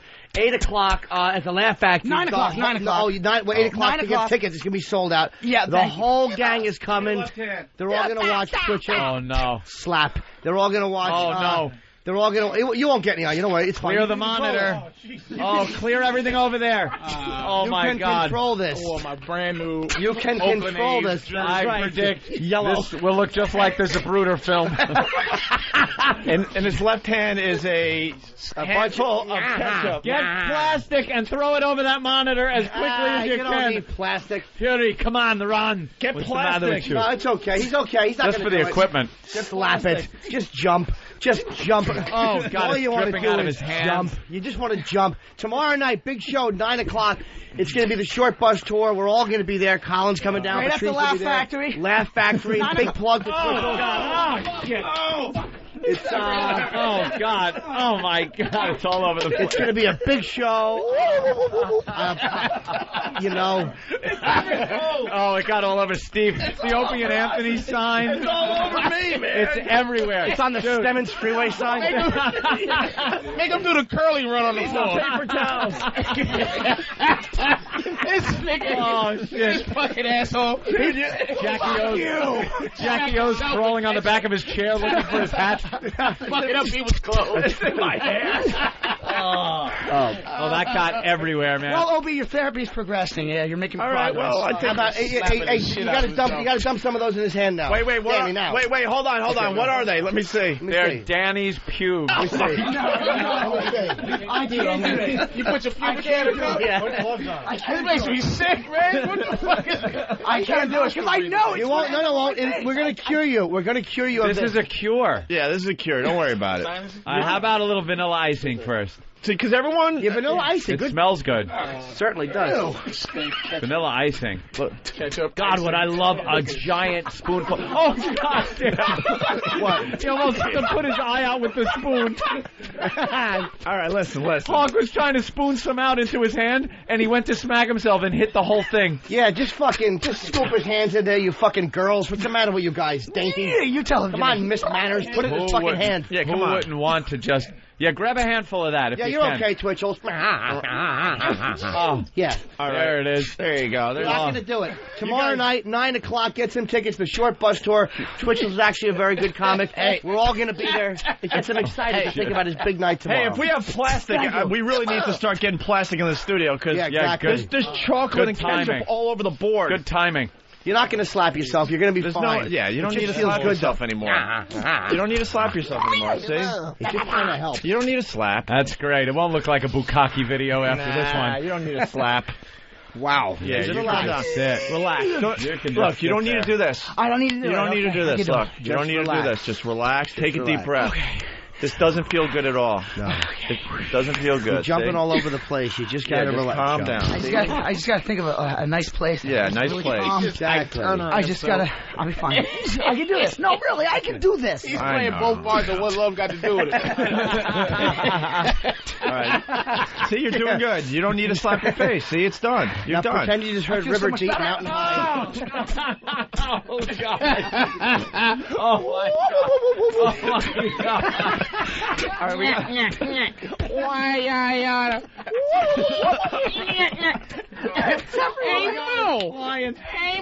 Holy shit. It's like a gangbang video. This is awful. All the Three Stooges. Got Moe's cut. Why, yeah, he smacks himself. Wise guy. Come on, Porcupine. He's Curly and Shemp and Curly Joe. Oh, my God. All right, well, there's white all over his face. We need some type of cleaner on that sign now. You look like Fez after New Year's Windex or something. That's going to be a big show. There's so much. How do you guys feel about this? You feel good? Well, there's I think it's helping. Yeah, there's a lot of It is crap helping. in my hair I right feel now. the healing. Please dump that cup into his hand. Please put that cup. Yes. Oh, God, I can't do it. You won't. You'll be fine. No, hey, man, we got to cure you of the Tourette's. This will cure you. I can't do it. I can't do I it. know. The studio is being... I know that you won't. No amount You'll be of okay. money can make that happen. Put the You gloves will on. control I yourself. can't do it. You will. You will control yourself. I won't. Do you think I should do it? Do you honestly think I should? You will control yourself. I don't think you'll slap yourself with it. Is why I think you should do it. The best part of this... I think that's the thing that'll keep you from. I think this is the first time Danny's ever trimmed up. It's like a fucking forest in that. Here's what it is. God. You know how when you chew your nails, they Bottom part of the thigh. Keep going. They put a glove on you. They put something on your nails to stop you from chewing. Right. Yeah. We have nail biting problems. Right. So this is kind of the same thing. The other stuff is all food. Dump in his hand. Yeah, but Tourette's is completely uncontrollable. No, I know that, but there's times when you're acting where you don't feel it. Yeah, you're acting, and it's But obvious. this will be such an overwhelming thing that That's what I'm talking about, nigga. wow, it'll counteract. It'll That's how counteract. pubic hair in my face. You know what? I'll do it. Yeah. It'll counteract it. Wow. I'll try. I'll really try. Wait, you don't honestly think you had a choice, did you? Yeah. Yeah, right. Lewis, it he's just makes gonna me dump- feel a little bit better knowing. Sweet Lewis, he's going to dump some into each hand. He's stopping 10 of them. He doesn't have a knife. Fucking. All right, no, just... Go ahead, get him in there. Sprinkle liberally in each hand. Yeah, all right. Pubes are going into... Oh, God damn it. Make sure they stick to the stuff there. Reach over and do the other hand, too, Danny. What are you, a queer? Oh, my Now God. press him on there. Press him on there. You got to leave him in there, Twitchels. Yeah. No, there was some hanging Oh, around. that's There it is. There's no way. Danny's pubes. Holy crap. I don't think I'm going to lick the icing anymore. Oh, my God. Danny's pubes. Now you can just relax. Now you control yourself, right? Wait. Watch us cure Tourette's. We have a treatment here at the clinic, the Opie and Anthony Institute. That's right. We'll show you how to cure Tourette's. We got to the dick face treatment. Anthony, we got to explain, though. I mean, that is a lot of pubes, because people at home are thinking, maybe one or two. I don't think that's no. It is... Danny this. looks like he'd be a hairy guy. He's got huge And if you've ever seen Danny's nuts and dick on Pal Talk, you know there's a lot of hair down there. It looks like he's holding Good Times and Cooley High. Just call up Danny's mom and ask him how many pubes Danny has, and she'll tell you. See, you're doing good, man. You're doing good. It's tough. By the Your way, hand wants to slap. God. You want to slap. You do, but By the way, you're okay. See, you can't Relax. slap the pubes on your face. Danny didn't even shower today. Yeah, they're No. sweaty. Don't. He doesn't shower See, he's before he... relaxed. You're scratching your nose at Danny's pubes. That finger is... Don't slap. Don't slap. The icing is getting lodged in my nostril. I know. Someone help me blow my nose. No, you're okay. Just breathe through your It's mouth. okay. Don't slap. You don't need a slap. You don't need a slap. The Tourette's thing is all in your mind, dude. Big show This is tomorrow it. night. It's at 9 o'clock at the all Laugh in your mind. Factory. Laugh Factory, the Short Bus Comedy Tour, myself, Jimmy Graham, Mike Ateo, Tim Grohl, we all have disability. What's the phone number? Oh, God. It's go to laughfactory.com. I don't have the number offhand. It's the Laugh Factory right in Times Square. Was it on 42nd? 42nd Street. You work it. It's one of the biggest clubs now. It's going well for you. We're all coming down to see you. After doing this, I'm dead serious. I want you guys there. Yeah, we will all be there. Absolutely. We are curing... Oh, you're okay. We are curing Tourette's. We're all coming to see you tomorrow. Look how close you came, but you were able to control it. He almost broke his wrist. Trying to keep that fucking pubic hair. He was thinking like a Chinese contortionist. Just slap your He goes stupid, slap the He stopped his hand in midair, and everything else went forward. He wants to. You know what? I bet the icing is really fucking him up, too. Can you let me try to do something to calm this? Can I read something? Reading will help me take my mind off. You gotta give me some leeway. I'm willing to do this. Jump. Slap. Slap your face. It's so good. It's so nice to slap your face. There's no way you're going to slap your face. Nice. Now, you don't want to slap your face. You're almost cured. See, you're not going to slap your face. It's not cure. You know that it's going to make everything okay, but you don't need to do it. That's right. There's other ways. It's like I know the immediate. I just have an image of my in my head slapping my face right now. I'm really. This is really hard. Man, you know it would feel good. I can't cry because the icing's in the way. You know it would feel good, but you don't need to do it. Yeah, you're not going to do it. You don't need to slap your face. I'm doing it now, and it doesn't feel as good. Oh my God. God damn it! Oh, God! Oh, he's spitting out Danny's pubes. He's spitting out Danny's pubes. Oh my God, no! Let me see your hand. Oh, he's spitting Danny's pubes out. Oh my God, is this funny / really sad? It's just, can you get some? Can you help me with my eye? I got wipe his eye. He's got Danny's pubes in his eye. Could somebody help him? Exactly. Eric, how do you even get them out of yours? He smacked Hawk's arm. That's right. Hawk's got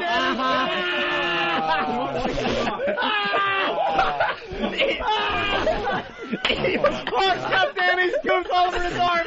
Holy shit. That's right. Wipe it off. Oh my God. I can't see now at all. I can't see now at all. I need someone to help me get the stuff Wipe out of his my eyes. Hey, fucking help him out over there. Come on. Oh my God. You're okay. You're going to be okay. Danny's pubes from his elbow. Holy crap. Oh, he didn't see that coming. It's burning my left eye. Oh my God. Holy crap, that's the funniest thing ever. Holy shit. Ever. Oh, you still got some on your elbow there, Don't slap again. Don't slap again, because you get a whole bunch of pubes in that I left hope hand. we're describing that he had a handful of pubes. A handful of pubes that went right onto Hawk's arm. He went to slap his face, and Eric put his arm in the way, and he got of the eye. It's pubes and white sticky stuff all over his arm. The underside of his arm. Old faggot arms. Oh, that side hasn't been slapped. That side's doing okay. The right one you did it, but that left one you didn't do it. Yeah, the left side still has a whole handful of Danny's pubes in it. You know that weird feeling when your face just rocks with that thing? Yeah. It's really weird. Like, you know, oh my God, that feels good. Wow, you don't want to do that, though. No, you don't want to do that. And you're trying to cure the Tourette's, right? Yeah. Absolutely. Okay, this is all for my benefit. Yes. Okay, all right, I believe you. We're doing the work of God. Big Laugh Factory show. Yeah, Laugh Factory. Switching tape? Well, then switch it. Go ahead. Yeah, hurry up. Tomorrow night, 9 o'clock, at the Laugh Factory in Times Square. Would you actually, does reading haven't seen you in a while. Yeah. Lucky you. Lucky you. Yeah. Like to make small talk with another man's pube stuck to your face with icing. Good to see you. How's your dignity? I haven't seen that in a while. You're not going to have... Hey, what else can going to have me walk around. Hold on, we got pubes in his left hand, still in his left hand. What? No, don't do that. What can we put in his right hand? Peanut butter. Look at this. There's a video of Ross on Last Comic Stand. Anthony. Yeah. Guys, there's little clumps of the icing, and there's a pubic hair like popping through one of the clumps. Yeah. Sticking up. And this one still is full, and this is just like, it's starting to get wedged underneath one of my fingernails. One of the pubes. You're going to slap. And it's like really... It has to happen. Oh, God. Yeah. Here, hold this egg. Tape it. Just hold this egg. No, don't give him the egg. He'll hit his face with the egg. No egg. No, I don't want the egg. Hold the egg. All right, I'll take the egg. Just hold the egg. Just hold it. If you drop it, we throw the entire eggs at you. Oh, my God. What? No, he could just, that'll relax you. Yeah, relax. See, relax. Look, the egg is just balanced in your right hand. The pubes are in your left. Danny's pubes in your left hand. A whole pile of them. You guys are humanitarians. What you're doing is great. The pubes will not end up on your face. We know that. Okay, well, you got some on the right side of your face. We understand that. I see Nobel. See, you were able to control it. See? What, were you an inch away from slapping your face? And you stopped. And you stopped. Yeah. See? You don't want to slap with that left hand. Anyone want pubic hair eggs? Look at all the pubes on his cheek. And he just slapped with the egg in his hand. It didn't really do much damage, but very hard to break an egg. No more slaps with the left hand. Look, he's using his right hand too much. He knows. All right, you gotta get something in his right hand. Maybe I don't want the left hand to hit me. Throw another egg in his hand. Exactly. No more slaps. Is that one kind of cracked? See, what's going on here? He doesn't want to use his left hand because he doesn't want the pubes on his face, so he's using his right hand to slap his face. He's got pubes stuck to his face. The right side, the left side. Yeah, but not as much because that left hand has a pile of pubes. Perfect. I don't look too bad, right? No, it's unfocused. It needs to be balanced. All right, thank you. Balance. Looks like a slap happy video. Yeah. Just running down your face, the icing and honey. Oh, shit. Look at the back of his head. Oh, Look at the back of his head. Exactly. Turn around. Oh, you got nails! Egg right in the back. Wait, what's your name? Sean. Egg right in the back of Sean's head. He missed his face. The egg went flying across the room into the wall. Sean in the back of the head. Which is now washing Sean. the egg is washing the chocolate off the wall. Right. All right, well, maybe we shouldn't use the eggs anymore. There goes Sean leaving the studio as a direct hit to his head. Boy, is he taking out a lot of people. Eggs to the head, pubes to the arm. Fucking pudding to the hat. Pudding to the hat. Whenever I try to control it, I usually bite my lower lip, and I just took a mouthful of pubes. Yeah, I'm dead serious. That would be bad. So this is worse all around. It's like interacting with my focus now. Yeah, all right, focus. You looking forward to the show tomorrow night? I'm really looking forward to it. Hey, do we have more chocolate pudding left? Are you looking forward to it? Yeah, I can't wait because we got a whole bunch of people coming down. Awesome. Colin said he's coming. Patrice, myself, Bill Burr. It's going to be a lot. Bob Kelly. It's going to be all the guys from the show. We got Lauren Michaels. He's going to stop by. Oh, come on. Stop it. Yeah, he's a friend of ours. Yeah. Don't get too excited about that, though. He sees a lot of comedians. I mean, don't put it in the left hand. Not that big of a deal. Too inside what? Don't do lefty. The left hand, man. I know you want to hit. You know the right hand's not getting the job done. By the way, you know the right hand slapping your face is not getting the job done. Obviously, it is because I'm managing the control of the left hand. Yeah, exactly. That's why we know it's all in your head. It's working. This is our cure. Your left hand does not need to slap. Only your right. So your left hand's fine. You're not going to use it. Yeah, don't slap with your left hand. The right hand has another pile of chocolate pudding in it. Unfortunately, that might end up on your face, but the left hand's still holding strong with the pubic hair in it. Have you ever done both together? The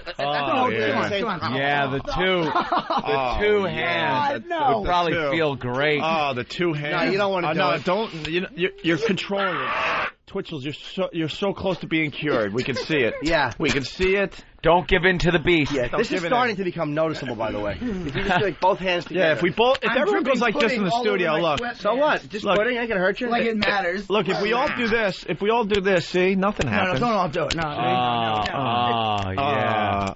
Just think about that. Slap in the face, both sides. Slap. Both together feels right. Actually. Yeah, it feels really good, Jimmy. That does feel right. It's something about There's something wrong about just one, but when you do both, it feels perfect. It's very calming. It's perfect. All is right with the world when you do this. It's perfect. Wow, this does work. Oh, my God. This feels good. I feel like I'm in a womb or something. You think he's slick? Yeah. I think he hit that other kid on purpose with that egg. I think you came in too late to see what's been going on here. Excuse me, Captain Tourette. Excuse me, I got pubic fucking hairs on my face. Oh, shut up, bitch. Stop being a bitch and slap yourself with the pubes. Yeah, so we can move on to the comedy with Patrice O'Neill. I think we give a shit. Yeah. So we could clean up the front row at the Gallagher show. Right, exactly. God damn. Oh, there's more pubes in his mouth. There you go. Oh, shit. There's the showstopper. Hey, both hands slapping his face really hard. Pubes all over his face. Chocolate pudding to the right of his face and Danny's pubes on the left side of his face. Tourette-o-matic. He now looks like an old man that can't get the shave done. There's always something left over after he shaves. Right. This is bordering on exploiting this illness. Oh, man. Oh, my God. Well, I gotta say, I don't think our cure works, Opie. Yeah, well, we tried, though, you know. Yeah, we tried. It's the effort that counts. It's trial and error. Phase 1 testing, Opie's going to bring the stock down because it didn't really work very well. Yeah, we're really banking on phase 2. You know, you really truly describe this as a scientific. I came in late, but you could prove this to be scientific. It is scientific. Just look at him. Yeah. Next week we're going to try to cure alcoholism. Okay. Field research. Tourette's is not cured by putting shit in the hand. Yeah, now someone can take note of that and now not waste their time doing this. That's right. Go on to the next thing. Right, try something else. I'm dead serious. This is a fucking scientific proven. This is damn straight. Can I clean myself up now? Wait a minute. Pubic hair might have a 50% effect. Right, the one hand. He wouldn't start slapping himself with the pubic hair. Yeah, I'm sure they're going to start subscribing. Further research must be done. All right, why don't we get him outside in the streets of Manhattan in front of the building? To announce it didn't work. All right, make sure he doesn't clean up. Let's get him outside. Maybe Danny or someone could call on the phone. That's right. All right, Twitchels, why don't you... Just try to be incognito on the elevator. Yeah. How do I get out of here? Just walk. We'll open all the doors for you. This is all over my face. Oh, where's the comedy show tomorrow? Tomorrow night at the Laugh Factory in Times Square, 9 o'clock is the Short Bus Comedy Tour. I'm dead serious. It would mean a lot to me if you guys are there. I wouldn't get your hopes up. All right. You bastard. All right. So I walk out now? At the corner. Showing up. It's at the corner. And between... Fucking idiot. Between help and me.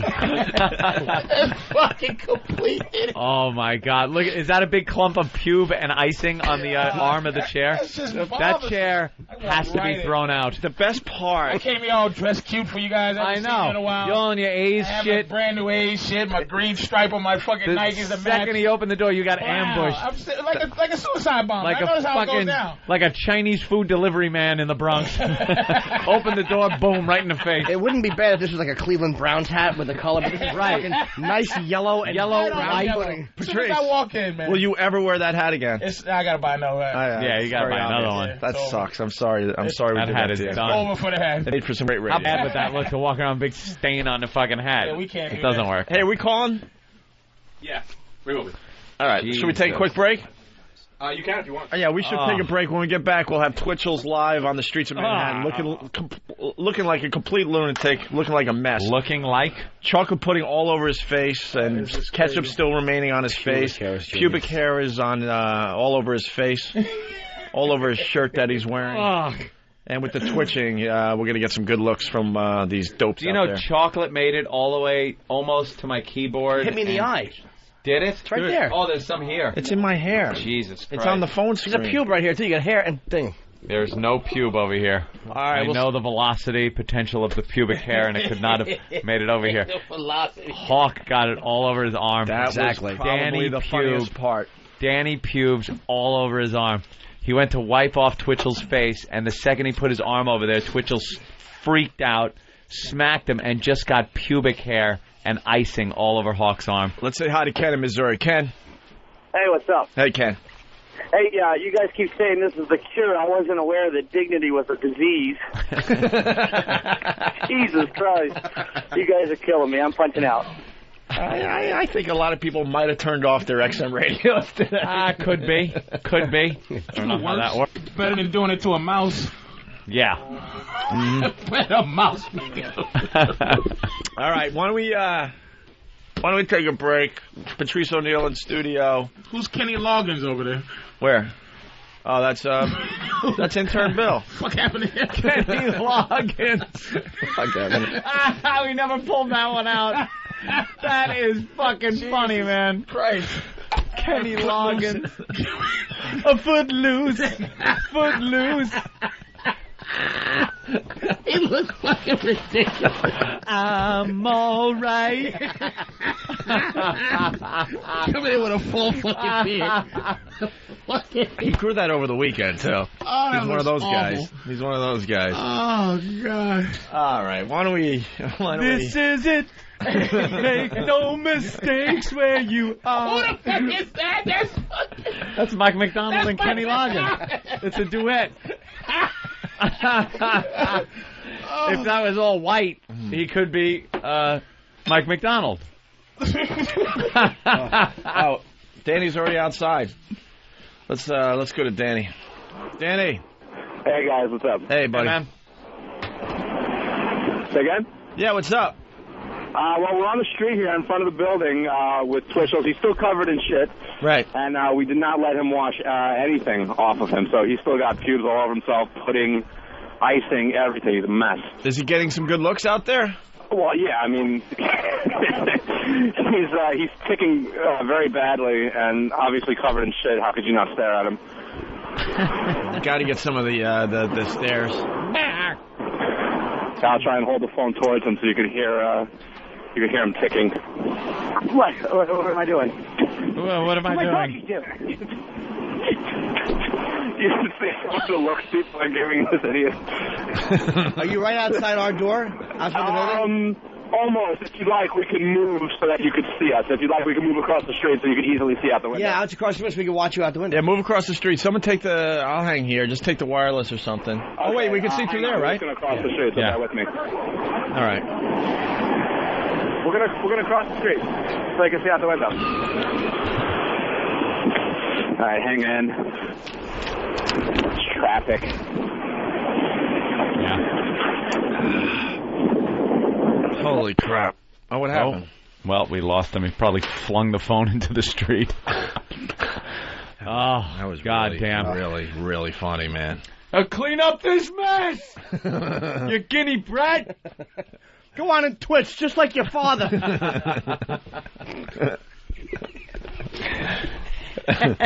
I love the cleanup portion of this. Oh, Danny's back? The studio smells so nice. Danny.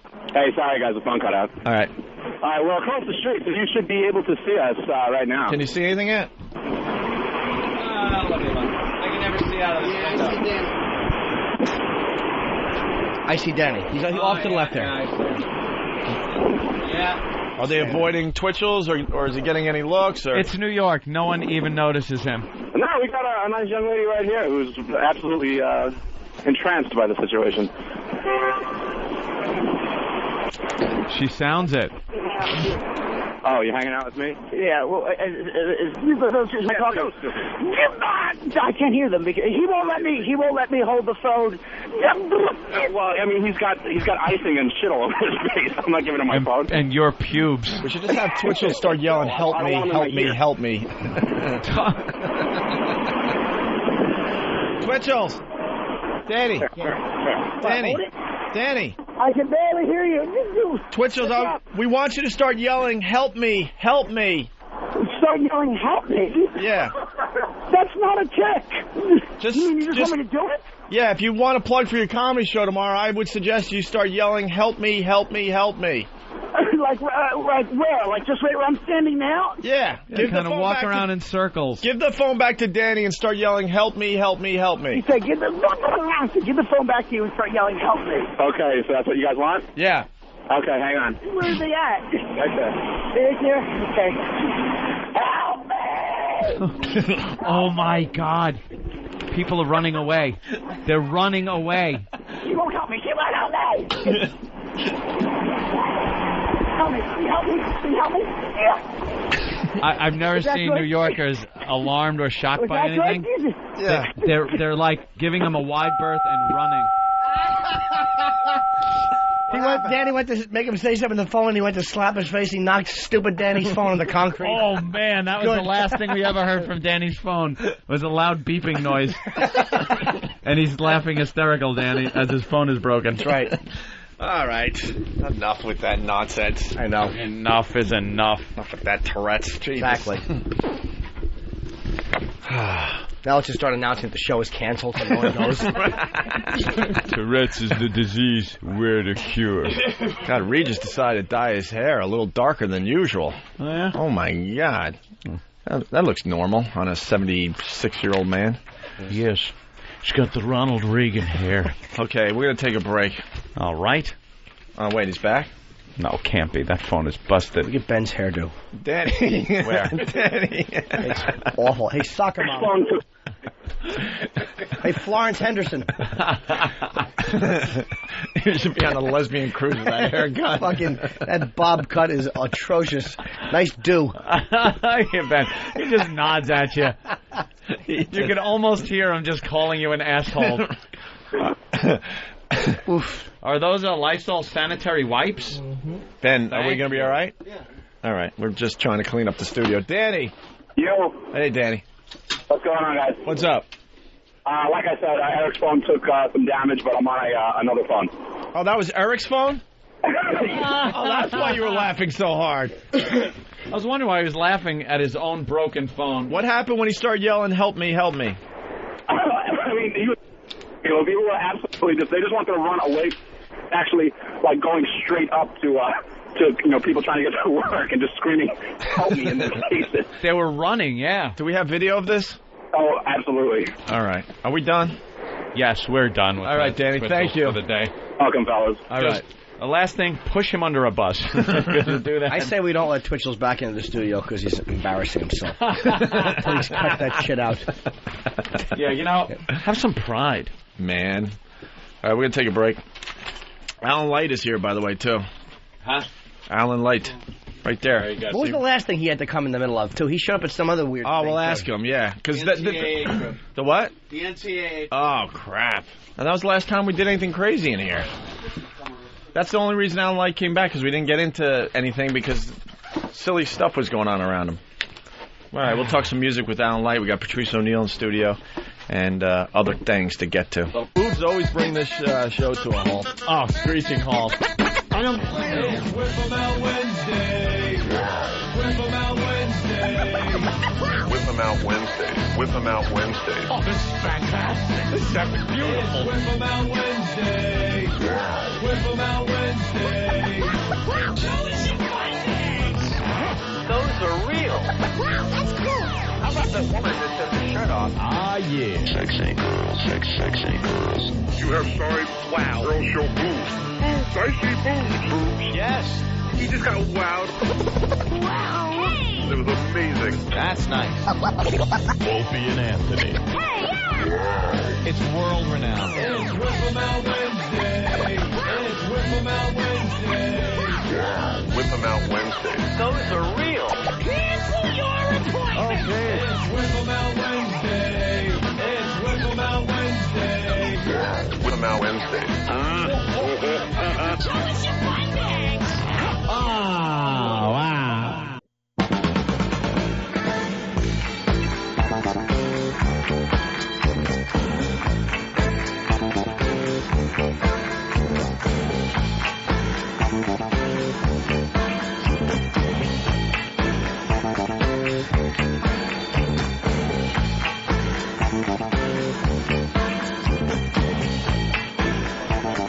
I'm trying to push buttons so we can talk on the radio, but there's like... Are they goopy? There's pudding on CD number 2.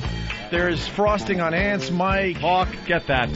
Yeah, exactly. I cleaned up over here, and then I Purelled. I love you really got... Give me some Purell. You really got Eric working like a goddamn slave.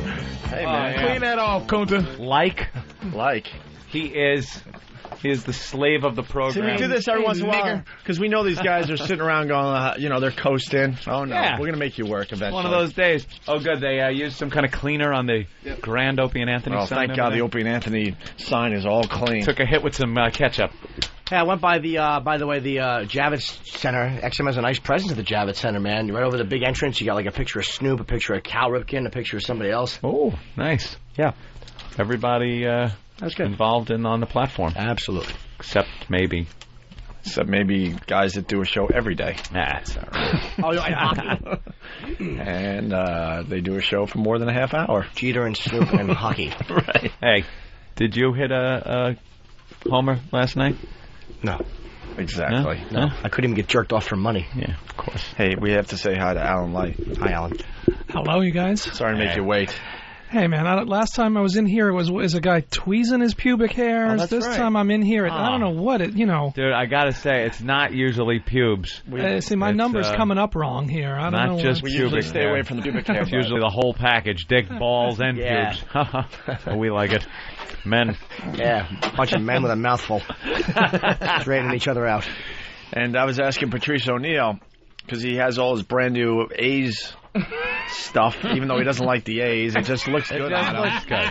I don't. I really want to understand. I watch Web Junk 20, and every once he in a while comes on looking like a Pokemon. There's just so many colors and things, and it's like a uniform. You can name 1A. Not even. It could be the Oakland Z's, motherfucker. If it was green and yellow.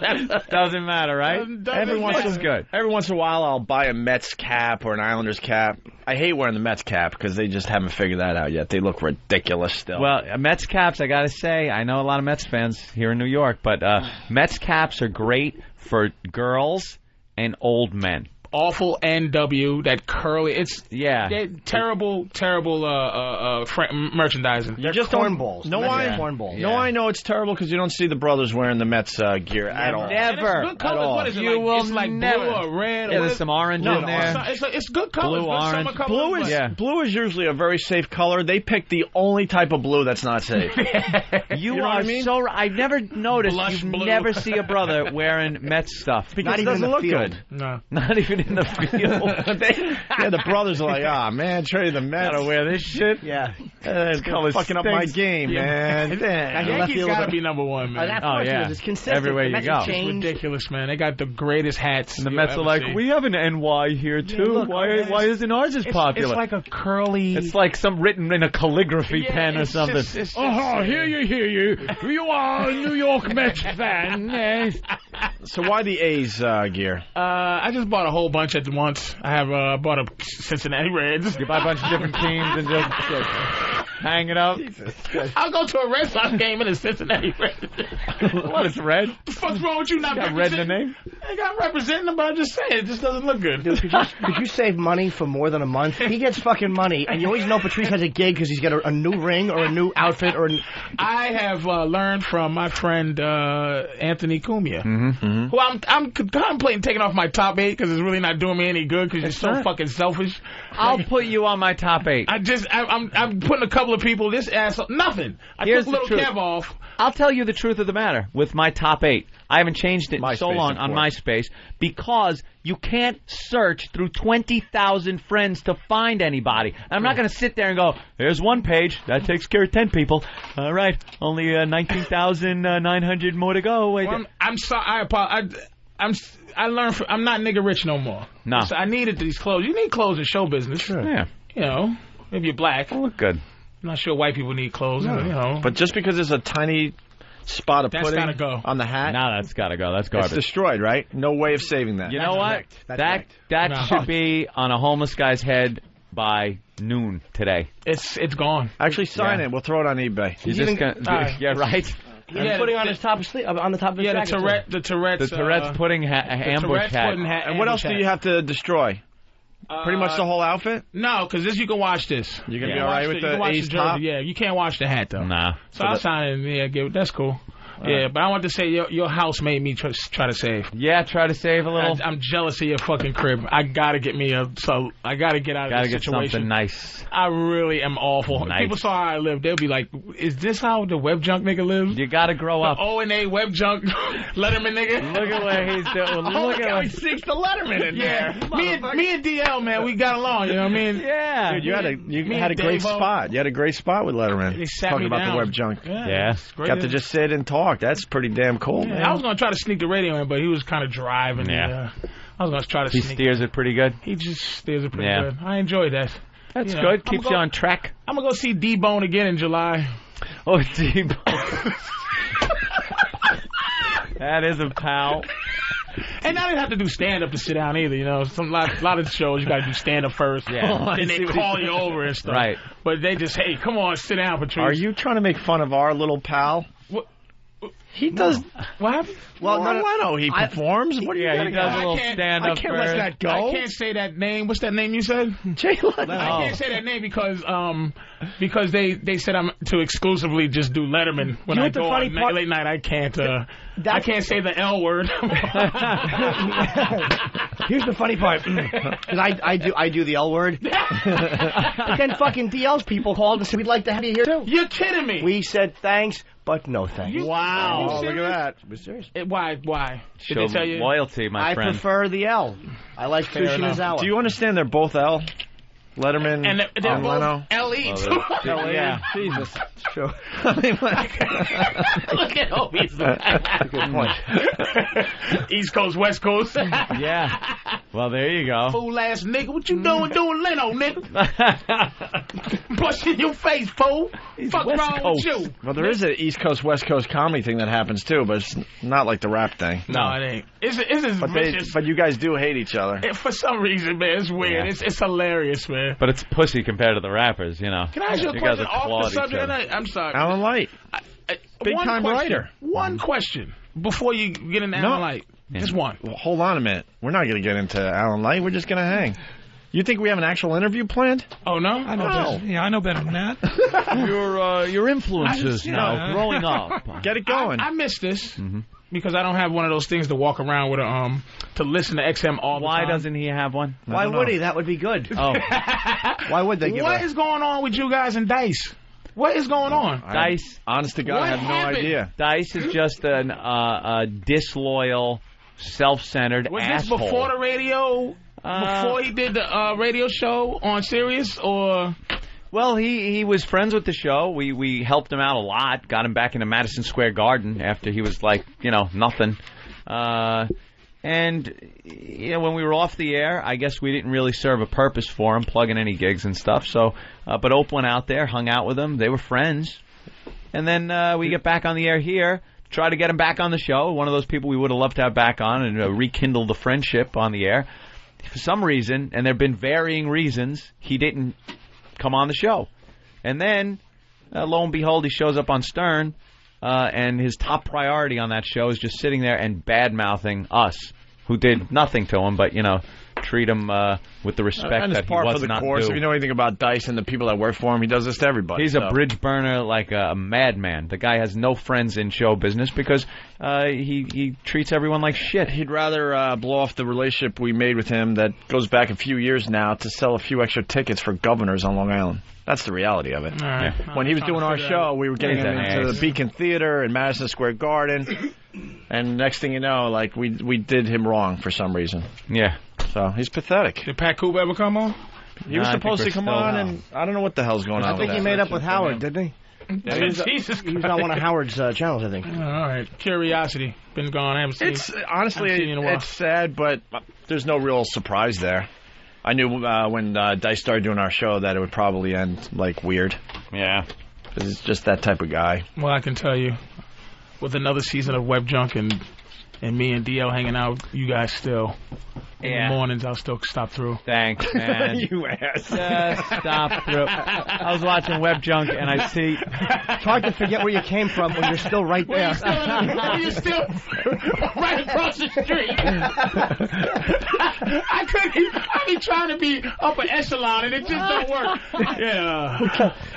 Who are you kidding? We set a show up at 9. You were here at 8:30. You couldn't wait. You couldn't wait to get in here. Fucking pudding hat.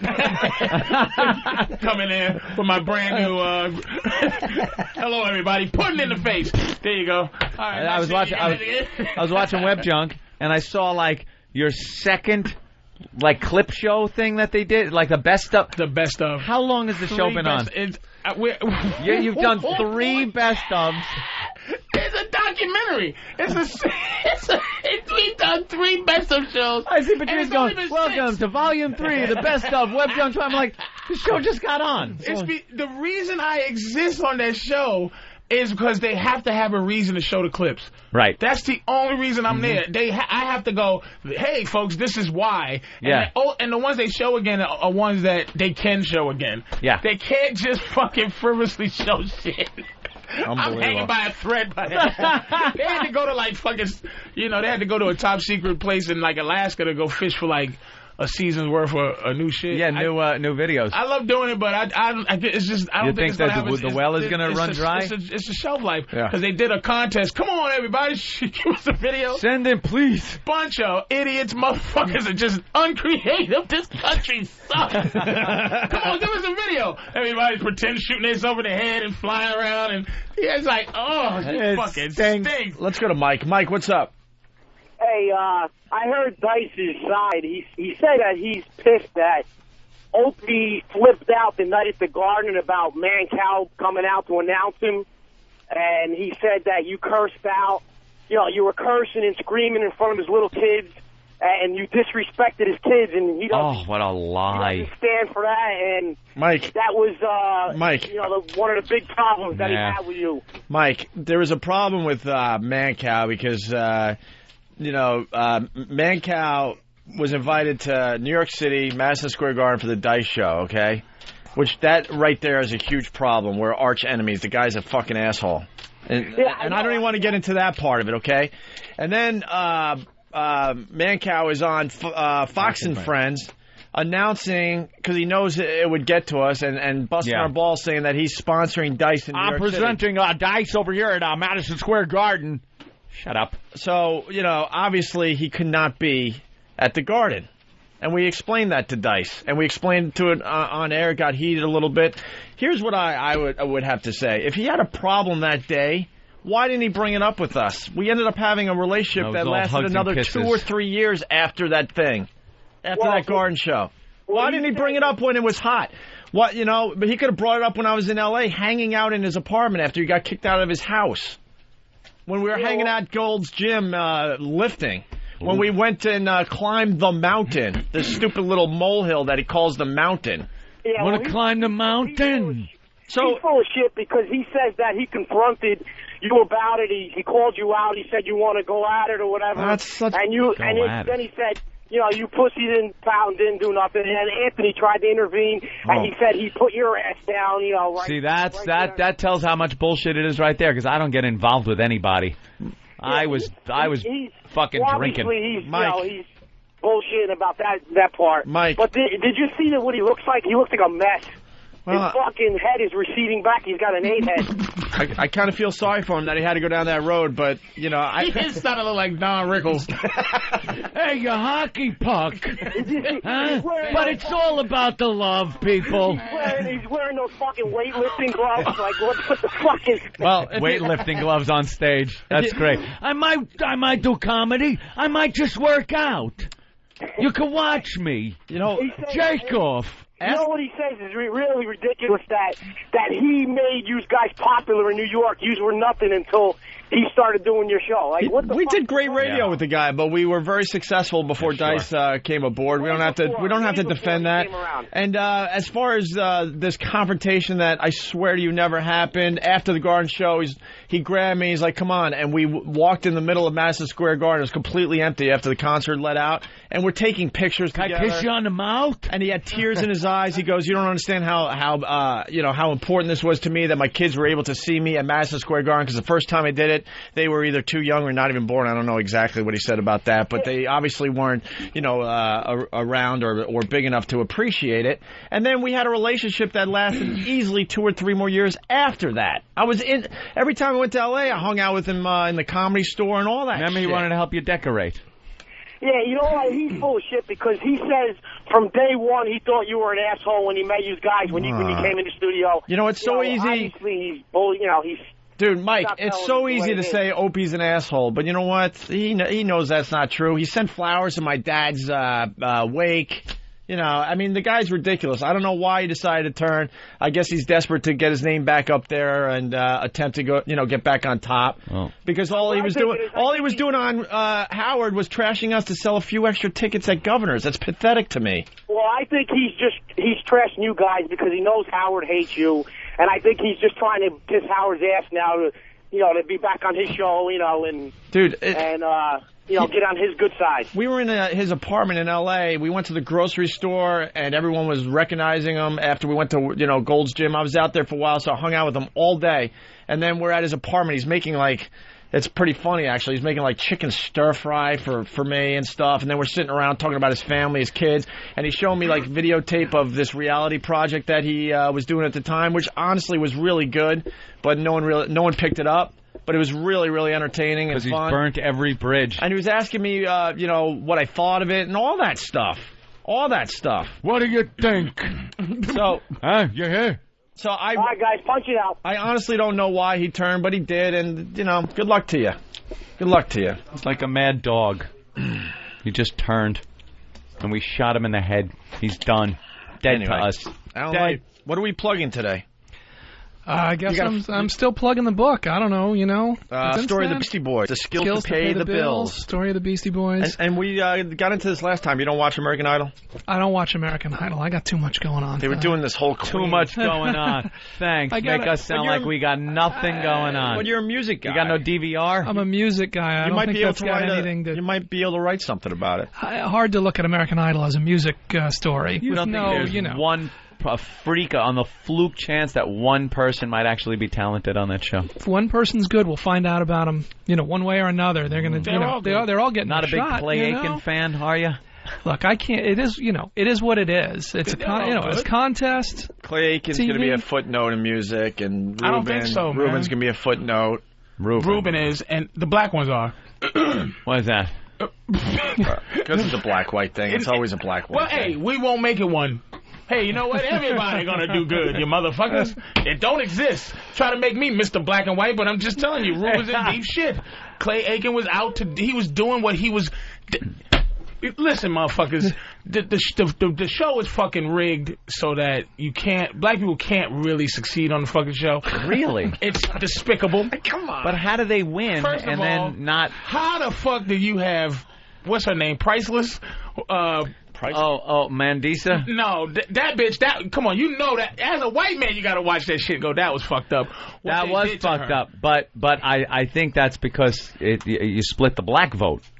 I think you had to, there is no black vote. You got the little kid, Paris. That's why they looked like a whore last night. Yeah, it's just like a little She looked like a fucking, a white groupie from she looked like from Twisted Sister video. She looked like she was 37 years old last night. They got confused. Yeah. But why would you have people sing shit that they wouldn't want to ever fucking sing? Right. And why wouldn't you have people vote for the worst performer? Yeah.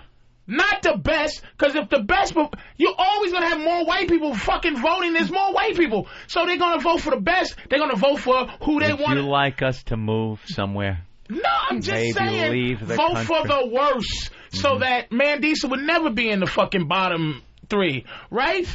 Hey, I got no fight. I got no fight with the show. But I agree with you. Hey, Ruben won. I mean, look, in this country, he was just judged. No one notices skin color in this country. Because Clay Aiken's a sissy. Yeah, that's why this country's more comfortable with blacks than they are with sissies. I find that hard to believe. Yeah, I just think that they are. Sissies would you rather take your car and drive away with it? Bring it back all clean.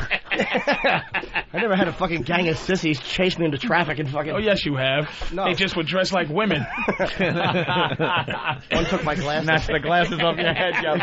For wasting my time. I'm just saying, I watch it. Oh, I watch the fucking show, man. And it is that all pudding on the ceiling? But we got that they're pointing at? What is that? There's a big smear of pudding on the ceiling tile. E-Rock, that's pudding? Good. Yeah. That's Holy good. mackerel. Remember that old joke? I'm just wondering how he got his asshole up that high. I guess you don't. But the Queen stuff last night was just a complete waste of time. It was. No one's going to be able to sing like Freddie Mercury ever, unless you kick yourself in the balls before you hit the stage. Please? Can you tell me why they have you sing in fucking genres? No one has to sing in a genre when you're trying to make it. I know. If they do a comedy competition, you don't go, all right, we're gonna do George Carlin stuff today. And they're going to bring out props. Now, you got to do some prop comedy, Patrice. We're going to give you a trunk with some stuff. This is exactly what it would be. We're going to give you a trunk. And Gallagher's going to come out, and he's going to help you and coach you on how to do prop comedy. Get the fuck out of here. That'd be fun, actually. No, stupid. Take the hammer and put it over your head. You don't do the over the shoulder. Do you ever see me do over the shoulder? I'd hit him in the head so hard. Did you see what Kenny Rogers, and I know you must have talked about it, but Kenny Rogers with his makeover saying, Mandisa's like, singing fat bitch songs, what I mean? What you want? And she's like, he's like, pronounce the L's. On the country, the story. I'm like, you fucking up these people's minds. Mm-hmm. You fucking up their minds. Look and your boy got to go. I was in Alabama last week. Bucky. No, Ace. Chris Autry? retard. Kevin? Thank you very much. Kevin? Take me home. I don't know the name. Taylor Hicks? He gotta go. Taylor ain't going nowhere. He sucks. He's gonna be in the bottom. If he's in the bottom 3, I'm a boycott. I don't agree with you. I mean, I do agree with you, but I don't think he's going anywhere. The American people love shit like that. They sit there and go, God damn, he's funny. They're going to get rid of Ace. He's goddamn funny. They're going to get rid of Ace and Elliot before Taylor Hicks goes. Ace has to go. Even though Elliot's probably a much better singer. And I feel bad for Ace because he's out of here because he's been in the bottom 3 for a while. But it's about time. Who makes We Will Rock You their own? Yeah, I know. How the fuck do you un-karaoke? It's a karaoke song to begin with. Right. He had balls, too, because he goes to Brian May, I want to change the arrangement of the song. And Brian May's like, what? No. I ain't changing yourself. I'm not changing anything. It's like, first of all, Mr. May, you ain't shit without that sissy Freddie Mercury. Let's be honest. He had a very distinctive guitar sound, Patrice. And when George Michael stepped in, it was fine. And then Paris looking like she's 37 now with those hair extensions. What was that about? From oh my God, she can't lose to poor baby. Thank you, Sammy. And Kelly Pickler is completely faking this. She's playing this stupid angle. She's definitely... on paper it looks good, Paper? And then she goes, what is on paper? Look, you're not that stupid. You can't possibly. She's got a little stupid in her, and someone said the stupid thing is working. I would continue with that. That's all that's about.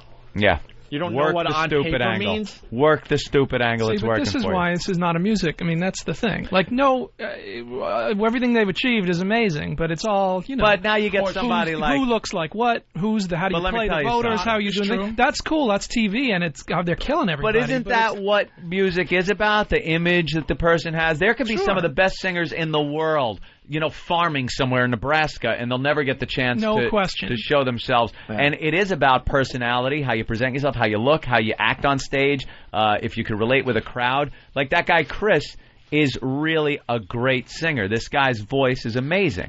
Which one's that, the rocker? Yeah. And he has a thing where, like, a guy like that, you would hope he quits.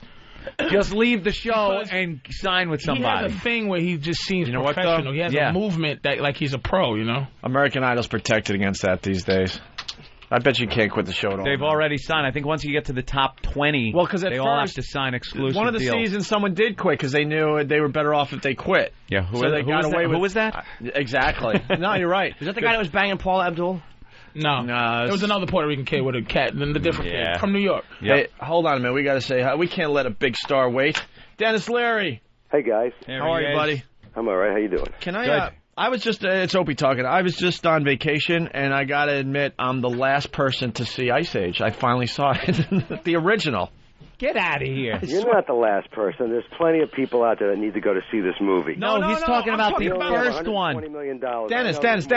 I know there's more money. Dennis, you're not listening. I'm talking about the first one. The first one he didn't see. The first one, Jesus Christ. I know. And you know how many times you've come in and I make believe I saw it? You liar. You low-down, dirty liar. I gotta tell you, though, man, that movie was great. Well, let me tell you something. The second one's even funnier. Yeah? And let me tell you something else. The third one? Jesus is dead. It's gonna be great. You don't need to celebrate Easter, okay? Ice Age is alive, all right? Go there. Go see Ice Age. Actually, Jesus is in Ice Age. If you go to Ice Age 2, it counts as going to Mass if you're a Catholic. How easy a gig is that? Yeah, you go to see the movie and you celebrate Easter at the same time. I'll tell you how popular the new Ice Age movie is. It's making Dennis so big that he doesn't need to come in here anymore. Now he just gives us a call. A little phone. You know what, guys, I apologize for that. I'm just in the middle of this, goddamn giant, press tour, and I obviously would love to be in the studio with you guys because I always have a good time there. Yeah. And I'm good at predicting the future. Ice Age 3 comes out. You forgot who we were. Ice Age 3 comes out. I basically retire. Yeah. If it makes as much money as this one, I'm done. All right? Saw you in the paper the other day in your little fireman suit. Hey. Yeah. Hey. When does Rescue Me start back up? May 30th. Season 3 starts. We're shooting it right now. The second week in May, the second season DVD comes out. The third week in May, the Rescue Me soundtrack comes out. Any black characters, Dennis? Oh, yeah. Any black characters? Yes, people after the fire. Yeah. Jesus. Is that Jim Norton? Of course it is. Well, And Patrice O'Neill. I was just wondering, Dennis. Hey, man. How you doing, man? Two funny sons of bitches. I mean, you throw me in a lot of stuff, but you know that rescue me, boy. That's boy, Hey, that you would know, be a Patrice, feather in my cap. That's a nice one, right? Man, You can tell VH1 to go screw themselves with their dumb web junk. My dick with a little Patrice, rescue I got to me. tell you, man, I watch that show with my kids all the time, and we laugh our asses off. What's your favorite clip? My favorite clip, oh, man, that would be a hard thing to pick, but, oh, man, I would have to say Why you put that really hard? He's on the website right now. Typing like a motherfucker. He just smacked his son in the head. Go get the fucking... There's so many funny fucking clips. In his head, it's humana. Yeah. You can see them at ogrish.com. That's thing with the Chinese kid. Oh, good. Yeah. Good. I mean, all right. Now, how do you do that? They find the clips and then you just go in and you kind of talk off the top of your head? No, I don't. I talk a little bit off the top of my head, a lot off the top of my head, but eventually that shit you'll die. You run out. Yeah, so they'll go, hey man, how about this angle? It's the little Chinese kid or whatever he was talking with the little actress girl was really funny. Like once a week to do it? Twice, 8. It takes 16 hours. Dakota Fanning. 16 hours a week? Yeah, just Really? Working harder than us a week. Jesus, what are you doing? Well, I have 16 to hours? Because you say go, so here's much this stuff. thing. Look at this funny like guy. I say something that I think is a gem. I'm like, oh, look at that little gook just fall down. And I say beat gook, and they go, you can't beat. You can't say gook. You can say that. No, you can't. They won't allow it. Look at these chicks abusing women. Because that's all they do to fucking chicks. That's what they do. They put like a piece of meat on 16 bitches' heads. The lady with the ass. The Chinese lady with the ass thing? Oh, breaking the nuts or something, Oh, my right? God. Cracking the nuts open? What the hell is that about? She was European or German. How do you discover that talent? You know what I mean? I think Dennis is telling me that my future lies in Web Junk 20. Fuck. I don't think he's letting you on. Man is in my future. Rescue me. When's the last time you saw a black New York fireman? It's a stepping stone to the Patrice O'Neill empire that will occur at some point in the future, ladies and gentlemen. Fraternity. They might be a little racist there. Yeah, I think the Patrice O'Neill channel is in the future, where you just wake up and we have Patrice O'Neill 24 hours a day. If I had the lifespan of a white guy, I would agree with you. But it's got to happen soon. Yes. I am Mabel O'Neill. I'm fucking Rodney Dangerfield's age. in white years, nigga. Jesus Christ. Shit, man. I can't. You know how many people asked Dennis to be on that show, though? It doesn't matter. You can't Patrice imagine. doesn't give a shit about the other people asking. I have a history with them. I have a history with I forgot the company, fucking Serpico and them. Yeah, Dennis, Apostle. Got a history with Apostle. Mm-hmm. So I'm fucking around really because they hook me up. They're the first people that ever just put me on shit. You know what I mean? Just people just just put you in something. We have a history with Apostle too. You don't see us being suicide guy from the roof saying don't jump on the show. Or, yeah. You do have a history with Apostle? Yeah, we've done a few meetings with Apostle. I've said this before and I'll say it again. Yes, Patrice is one of the funniest motherfuckers that has ever walked this planet. I don't know bullshit. This motherfucker, I know bullshit. Did you ever get that letter I wrote? It was man, that was a nice letter. It was in Ireland. He took me to Ireland. 10,000. I played the most people I've ever been in front of. And then the last Boston, the Comics Come Home was the second Avery highest. Fisher Hall. Which was that? No. That was in New York. Oh, shit! That was huge. Lincoln Center. Fucking. Isn't that ironic? It's the Lincoln Center. I'm thinking of Boston, Massachusetts. I forgot Lincoln Center. Carnegie Hall. A lot of big shit, man. They hooked me up with a lot. Like you don't even think about it because Dennis never talks to me. It's always it's just Apostle. But it's coming from Dennis. But you don't want to He's talk the to Don. Dennis is one of those guys. He gets his capos to talk to you. You don't want to talk to too much. He just goes, "Hey man, you're a funny guy. Thanks, Dennis." And he just goes, "Get out of my fucking face." You can feel it. Yeah, but you know what? Feel his energy. I took Patrice to Ireland. We did the biggest gig in a comedy gig in European history. It was 10,000 people. It was amazing, dude. This motherfucker goes on stage and he opens up with a bit, which was true. Because he'd been there many times before. He opens up with 10 minutes about how Ireland, because they're becoming an economic booming country, has discovered its own form of racism, and he fucking slays the room with it. That's what I love about him. He comes on stage in Boston in front of 8,000 people wearing a fucking Yankees hat. Oh, yeah. What a set of fucking balls. He does 5 minutes about how black people wear a Yankees hat because it matches their socks, not because they're Yankees fans. Well, and he kills. He's wearing his A's gear today because that's the latest thing. Can't name one player on the team, but he likes the green. Dennis, head to toe with Oakland A's stuff on. Green stripe. You know what? Hey, man, it's a fashion. Like he said, black people wear it because it's a fashion statement. Yep. White people wear it because it's my team, man. Well, yeah. Fucking white idiots are out there with the Yankees hats on, even though they got a shirt that doesn't match the hat. Yeah, not many people with the B hats on, though. Oh, man. That's good that you take care of comedians, though, certain ones, you know? No, but he's more East Coast. Doesn't, Yeah, what do you carry think I out do live? tours, you know? He's talking about himself there, Patrice. Jim I know Norton he's wants talking some about love himself, from but Dennis. East Coast, Jim's too. a West Coast guy now. Now he is. He's Yeah, sneaky you're right. He's sneaky West Coast. Yeah. He's Once packing that- his shit. Oh, yeah. Jim's packing his Once shit. that series comes out, I actually got to leave him at the Catch a Plane to the Coast. It's funny. bastard. See? Hey, guys, I got to roll because I got a bunch of press to do. But I thought we were having fun. They're telling us you got to go, Dennis. When Rescue Me comes out, I'll come over. I'll bring some of the guys. Will come over to the studio. I'll bring Lenny. You do that. that'd be We great. love Lenny. All right. Right? Cool. All All right, guys. Dennis. Bye. Thanks, man. Thanks for the quick call, Dennis. Bye. Dennis Leary, Bye. everyone. Go see Ice Age. See, I want a graph. I want a graph of Dennis's appearances on this program based on time and in studio and phoner. Who's the biggest star? And we'll watch that it. still fucks with you guys. We'll watch it go down. That could like be Citadel the last time. stock. I think you. Who's the biggest star? Seriously, who's the biggest star that still like just fucking calls in or comes in or It's whatever? gotta be Dennis Leary. Think about it. I would think Dennis. As a regular guy, ranks Dennis Leary. right but up there. I bet you that's the last time he... Yeah, you just heard is the part of the last show. time Dennis has been on the Opie and Anthony show. Second because Ice Age movie's blowing up. Rescue Me yeah. Is he the coming out. producer or something?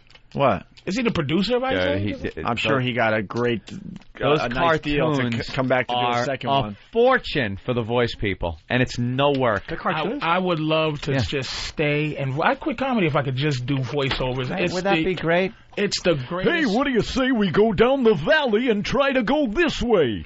Hire me, please. And what's wrong with that? and- Why is that any different from anything else? And reading it. Yeah. Reading. It's reading. Do you know how fucking lazy I was? Movies on the big screen. Just reading is fucking voiceover. If somebody tells you voiceover work is, I used to do voiceover something used to come on Noggin. I forgot Noggin. Noggin. That's that little kiddie channel. Yes. If they knew who I was, they would I know. O'Grady High. I used to lay on the floor in the fucking booth. I used to lay on the floor and set up my paperwork and lay like with my hand on my and read the fucking, because it was that easy. Someone tells me there wasn't a lot of noggin money though going around. Well, but it was where if you were being paid a lot, you're coming in a suit. Yes, I'm here to do my voiceover work. Once you get the hang, really, what amount of money would make you change who you were? Like if somebody said, "Here's $1 billion," throw me out a number. You would $1 billion. You still be Anthony. Hey, this is why you'd never notice it though. Who came up with this? Change in a E-Rock? second. I'm a sellout motherfucker. I gotta E-Rock. Change it back to Dennis for a second. E-Rock did a little research. Okay. Dennis Leary has done our show 3 times, probably 3 times since we've been on XM. And he did it a few times at the old joint. Okay. First time he was on was June 28th, 05. Okay. He was on for 45 minutes. 45 minutes. Oh, shit. Second time. Live in studio? Live in studio. All right. Second time, 11:30:05. He was on for a little over an hour. So we got to bump up. Okay. Uh-huh. Now, since that last appearance, let's remember, Ice Age blew up, obviously. Yep. The second movie is now out, and Rescue Me. Today, he was on for 8 minutes. 8 minutes by phone. That's a mistake, though. That's extenuating circumstances. You got to give him one more chance. One more for chance? a half hour. Okay, one more. I want to see the letter you wrote to Dennis. Oh, it was heartwarming. And where's our letter? Yeah. We've done Well, some you're things for I'm you. not done yet with you guys. When you fucking motherfucker, that was a fucking. I want a See letter. you again letter. That was a pretty much thank you. Goodbye. Yeah, that was She's like, going to feel real good and finally write that letter thinking that we're going to take it seriously, and it'll be right up on OpieAnthony.com. Look what Patrice wrote us. Whackbag. Patrice is a faggot. But I've left faggy messages for Opie. Yeah, for Opie. I don't have your number. I wouldn't. How do you not have my number? I just think it's just useless to call you. It's useless to probably call is. Opie, but it's probably more double useless to call you. I gotta tell you, Patrice O'Neill is very appreciative. Let me tell you, I'm a fun call, by the way. I'm also helpful. I can imagine Hey, Anthony, what's up, man? What? Who's this? It's Patrice. What's going on? I would know just because I'd hear it was a black guy. I'd know it's you. Because I don't know any other black I have people. a feeling Anthony would go, "What? It'll be uncomfortable silence, and then like a what's up, dude? What's going on? What's Oh, hey, Patrice, what's up? And then you'd hear in the background, like I'm just going about my business, playing video game. You'd hear pew pew pew. I was on one day on Proud Talk. He was giving a fucking a tour of your home. Oh, it was my new things. I was showing all the boxes. I was like, this motherfucker. If I called him, but I've called Opie. I would call Opie. I left him a lot of messages. Like after the Black Phillip show, I was like, that man, tells you something right there. You said I've left him a lot of messages. No, we've talked a lot. He'll get back. Wait a minute, Patrice, help me out here. I call you back a lot. Yeah? Yeah. Oh, okay. Yeah. Because Ope never really. 90% of the time, the phone won't pick up. But I'm very like, I don't want to be the motherfucker bothering people, so I'll only call once. So I can't really say you gonna get back. And I have a message that says, listen, I'll try to get back to you. Yeah. It's probably not gonna happen. But See, you know, so I don't take it personal. You know what I mean? When people call you back. We do have to take a break because we got Alan Light here, and also remember we started the show with that intern Tommy. Who? The Stephen Wright guy. Oh, right. So Than got some Stephen Wright jokes together for him, and we'll see. I hope he didn't wake up. Boston, 'cause I have to leave. You I gotta catch a mother. flight to the coast. You know how it is. Jimmy. We're shooting. Gotta go. But Jimmy. But no, I miss my friends. Where are you going? L.A. L.A. And when is your flight? 1:15. 1:15. It's only 10. I have an 11:15 pickup, so I'll go home. 11:15. Yeah. You all packed? 95%. Yeah. I gotta put like my nose stuff and a couple other things. So you're gonna fly to Boston to do our show? No, I'm gonna fly back to New York and go up with you. I'm driving you up. I may, but I think they're actually may give me the room the day early because I may have to fly in. I might leave first class. I might leave Friday though. First class. For my first class. I would laugh at NBC if they fly the. Oh. If they try to fly the coach. Do you have your gold status or platinum? Gold. Platinum. Yeah, platinum status. All right. Yeah, I know. Yeah, maybe I will fly in Friday. Though. I'll see if I can switch the flight to go through Houston. I'm just warning you. I might go up Friday. Well, I'm not even kidding. Then maybe I'll have Donnie get me the room, and I'll tell Donnie to book the suite, and I'll just switch the flight and I'll fly right in from the coast. Get the hell out of here! You'll fly right into Boston. I'll fly in from the coast. I'll take a quick connection. Just make sure the suite's set up in the car. That's all. I'm ready to go. Oh, I know. I won't have enough clothes. Fuck. Speaking of people leaving the show, Go buy some at the mall. Have them close the store down. Yeah. I'll have Kenny tell him I'm coming. Close the store down and get me a few items. Could you close the store? Mr. Norton would like to... Who? Who? Opie and Anthony. Two guys from... I'm the cop that got in trouble. Oh, you, okay. It was funny watching Kenny explain that, and the more details you have to give, the less you know somebody recognizes you. Yeah. You know, from New Jersey... You know, I told dirty jokes. You know, no one knows you. No one knows. You're not Lenny Bruce. Dude, I've done that exact thing with our St. Pat's. Yeah. You know. They either know right away or they have no clue. They don't. And you're like, why am I explaining this? They don't know. Kenny's the only cop who had a mullet. I know you. Yeah, that is you know, the guy with the mullet. I have a mullet and a tapering head. Yes. I'm going to leak myself. Stupid cop mustache. Jim Norton, have fun in L.A. We'll see you in Boston when we broadcast live. Monday, I think we're broadcasting live from Boston. Yeah. Bill's Bar, Marathon is it? Monday. I don't even know. Lansdowne Street? Sounds good. Are you really going up Friday? Maybe. I didn't know that. All right, I'll try to wait for you. Wow, you're going to my hometown. Holy shit. Why don't you come with us? Tell everybody to say hi. You should. You should come up to Boston, man. I miss my mom. Come up with all of us. Nice to visit my mommy. Could someone point to Derek? Point. My plane doesn't crash. Now, we all know that Opie and Anthony Wow stickers are your tickets to seeing some beautiful bosoms. Well, yeah. Did you know that Wow stickers have many other uses? I sliced out both my kidneys, and I patched up the wounds with Wow stickers. But dude, How do you pee? Oh, boy. Can't pee. This was incredibly nearsighted. Get your official Opie and Anthony WOW stickers at opieandanthony.com. Gotta go pee, can't go pee, gotta go pee, can't go pee, pee dance, gotta go pee, can't go pee.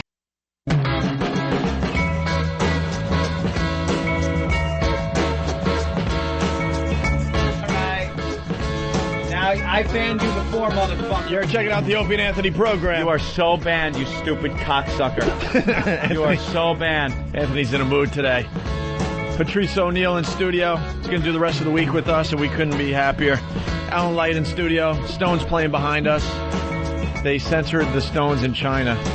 They finally got there and finally got the show. I think they knew there were going to be some limitations going in. Yeah, because they're making a big deal because it's censorship, obviously. But you got to think if you're going to play China, that you're not going to. Yeah, that was not a surprise. You're not hey, they censored them on the Super Bowl, so let's. That was so ridiculous. What do they have to go to China to get censored? So they couldn't play 4 or 5 songs over there. Yeah, something like that. I mean, they were going to go a few years ago. Oh, it was one of the new songs and a couple of the old songs. Ah, okay. I forget which ones. Yeah, I don't remember. Like It Matters and like Mick Jagger cared. Well, he did way back in the Ed Sullivan days. He cared. What's the matter? Are you saying maybe he doesn't have the same passion for it and it's all about the cash? It's China. I think it's just a huge accomplishment just to be able to say, wow, we played China. Yeah. Who would have thought that would have ever happened, right? Right. And they could do most of the set. They could do the, You got a catalog. You pick your spots. 10,000 songs big, so they couldn't play 4 or 5. I don't think Mick Jagger, he's all for that. I'd like to know which ones, though, and why the government felt bring them. Ben in. Ben knows. Ben knows. I should know. It's wrong that I don't know. He's keeping it under his hat, though, with a cement mixer. Come on, Ben. Where are you? He was just in here. Ben. Here, Ben. Ben, come on, boy. Come on, Ben. Come on, boy. Come on, Ben. What's wrong, Patrice? Come here, Ben. Come on, Ben. So fucked up. Dude, the worst part about Come on, Ben. Good boy, Ben. Come here, Ben. Be good boy. The worst part about it, we're struggling a little bit here on the air. I just saw him way in the background in the office. Just puts up a finger like 1 minute. 1 minute. All right, we'll sweat for another minute here live on the Here he comes. Good boy. Oh, my God. Brown sugar. It's on Earl. Oh, I thought you knew the songs off the top of your head. Earl's here? Yeah. Then bring Earl in. Earl would absolutely know. Come on, Earl. I know Satisfaction is one. It was like 5 of my Earl, what songs? Earl, we need to know what songs were banned in China. I think it was Let's Spend the Night Together, Brown Sugar, Rough Justice. Rough Justice was definitely one of them, yeah. Wow. Why Brown Sugar? Song's about screwing on a slave ship. That's about sex and the slave trade. Yeah, so why do the Chinese have a problem with that? Well, they have. Is that what the fuck is about? Can I didn't know either. Oh, we're educating. Hold on. people. Can I raise my hand? I'm going to raise my hand too, and everyone else. I had no idea, and I've been playing that song on the radio my entire life. This is why hooks are so important. Right? Yeah. Tell that to America. He pulls a black knotty head, fucks her on the edge of the bowl, and shoots the cannon off in her black pussy. Brown sugar, we gonna sell the bitch for a dime. Brown sugar, brown. That means her brown black pussy. Are you fucking? I had no idea. Go back and listen, kids. Yep, dude. Where does it? Where does it say like that? I think the opening on sold on slave on a cotton field, sold in the market down in New Orleans. Yeah, but I think she's there already, right? Oh my God! I swear to God, I've been playing this song my entire life. I had no idea. Ain't she there already? Hold on, I want to hear the black girl should. All right, hold on. Let's hear the lyrics now. I can't believe this is news. 35 years later. 35 years this song came out. I suppose she was a slave, but I didn't know that. All I know is brown sugar. Diddly darling. There you go. Bound for cotton. Hold on. Pause that.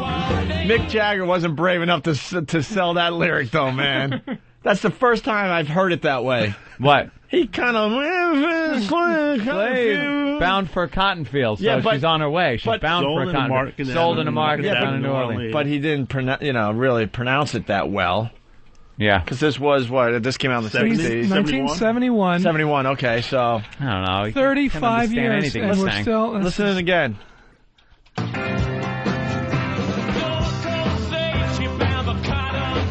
Oh, come on.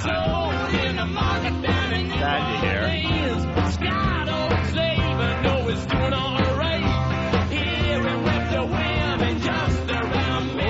Hear him whip the women just around midnight. Yeah. I have no idea. I'm such an idiot. Patrice is going to fall over. Look at that look. It's a slave song? No.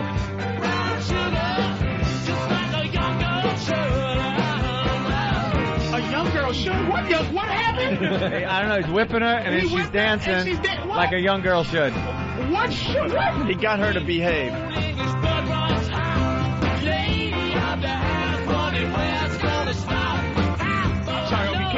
Can we fucking dissect this song, please? I understand what's going on. All right, now Call the lyrics up. Call the lyrics The plantation guy's wife is like on to wonder where it's going to stop. They ain't stopping. He's fucking her. He's fucking all the slave girls. He likes the brown sugar. Because he Was this boycotted at some point? I don't think so. Was this... Did anybody notice this? I don't think black people know this shit. No. Right now... Ixnay, let's not let the... Wow. I don't think the black people knows this. They can't. They can't know There this. should be a fucking album gone. Wow. Who knew? We're trying to get the lyrics. I had no idea. And what was that saxophone solo was the fucking? Yeah, that was some sexy fucking going on. Yeah. Yeah, Gold Coast slave ship bound for cotton fields, sold in the market down in New Orleans. Scared old slaver knows he's doing all right. Hear him whip the women just around midnight. Brown sugar. How come you taste so good? Brown sugar, just like a young girl should. Drums beating cold, English blood runs hot. Lady of the house wondering when it's going to stop. Houseboy knows that he's doing all right. You should have heard him just around midnight. Brown sugar tastes so good. I bet your mama was a 10-show queen. Black pussy, how you taste so good. Just like a black girl should. My God. Motherfucker. I'm going to punch him right in his long tongue. Holy jeez. I bet your mama was a Cajun queen and all her boyfriends were sweet 16. I'm no schoolboy, but I know what I like. You should have heard them just around midnight. Just fucking black girls. Just like a black girl should. I said. See, then they called him out on some girls. Just like a black girl that's should. true. You know what? I appreciate these fucking chinks. If I'm banning that? Ban that cocksucker. Son of a Wow. bitch. How did he get away with that shit? I don't know. It's back in the day. Back in the day. I'm going to make a song. It was all just fun back in the day. Yeah. Make a song about white women getting raped and just think of a good hook. Cotton swabbing. Wait. My little Q-tip. Q-tip. Q-tip. It's got to start. It's got to, yes. Patrice attempting a follow-up hit. I think so. A follow-up. It's raining stuff. My little Q-tip. The answer She's record. parking a minivan to go shopping. I'll put this in my pocket. You better. He's gonna look out. He's bringing that to the community. Stage, yeah. This is one of the best kept white secrets ever, and he's now got a copy of the plan. Oh damn! I'm sitting there going, what the fuck are these Chinese people yapping about? Brown sugar. What? They don't have any sweeteners over there? Yeah, what's that all about? They only like white sugar. Wow. I had no idea. Wow. I am stunned. This again, 1971. We don't pay and he's attention still that closely to music. That's your job, Alan. 8 million times. How many times you heard this song? Heard. I played it on the radio easily 2,000 to 3,000 times. It's hard to understand. You know what's worse? Yeah, well. Kajagoogoo's Too Shy is about the Holocaust, and I never knew it. Shy, shy. Hush, hush. Yeah, hush, hush. It's when the gas comes. Horrible. I don't hear nothing about Jew. Please don't believe me. Please don't believe me, Patrice. You could have gone all the way with that. Could have kept it rolling, but the filth and despicable shit that would have had to pour from my mouth to do it. Oh damn! 99 Luft balloons. Yeah, the Hindenburg disaster. Look where we started. Yeah, Rashad. Hey fellas. What's up, man? Look, I'm a black guy, and I love rock music. I listen to Pantera, Alice in Chains, Nine Inch Nails. I have not a clue of what they're saying. It's a guitar riff, loop, and I'm happy. No idea what they're saying. You guys are all just humming along.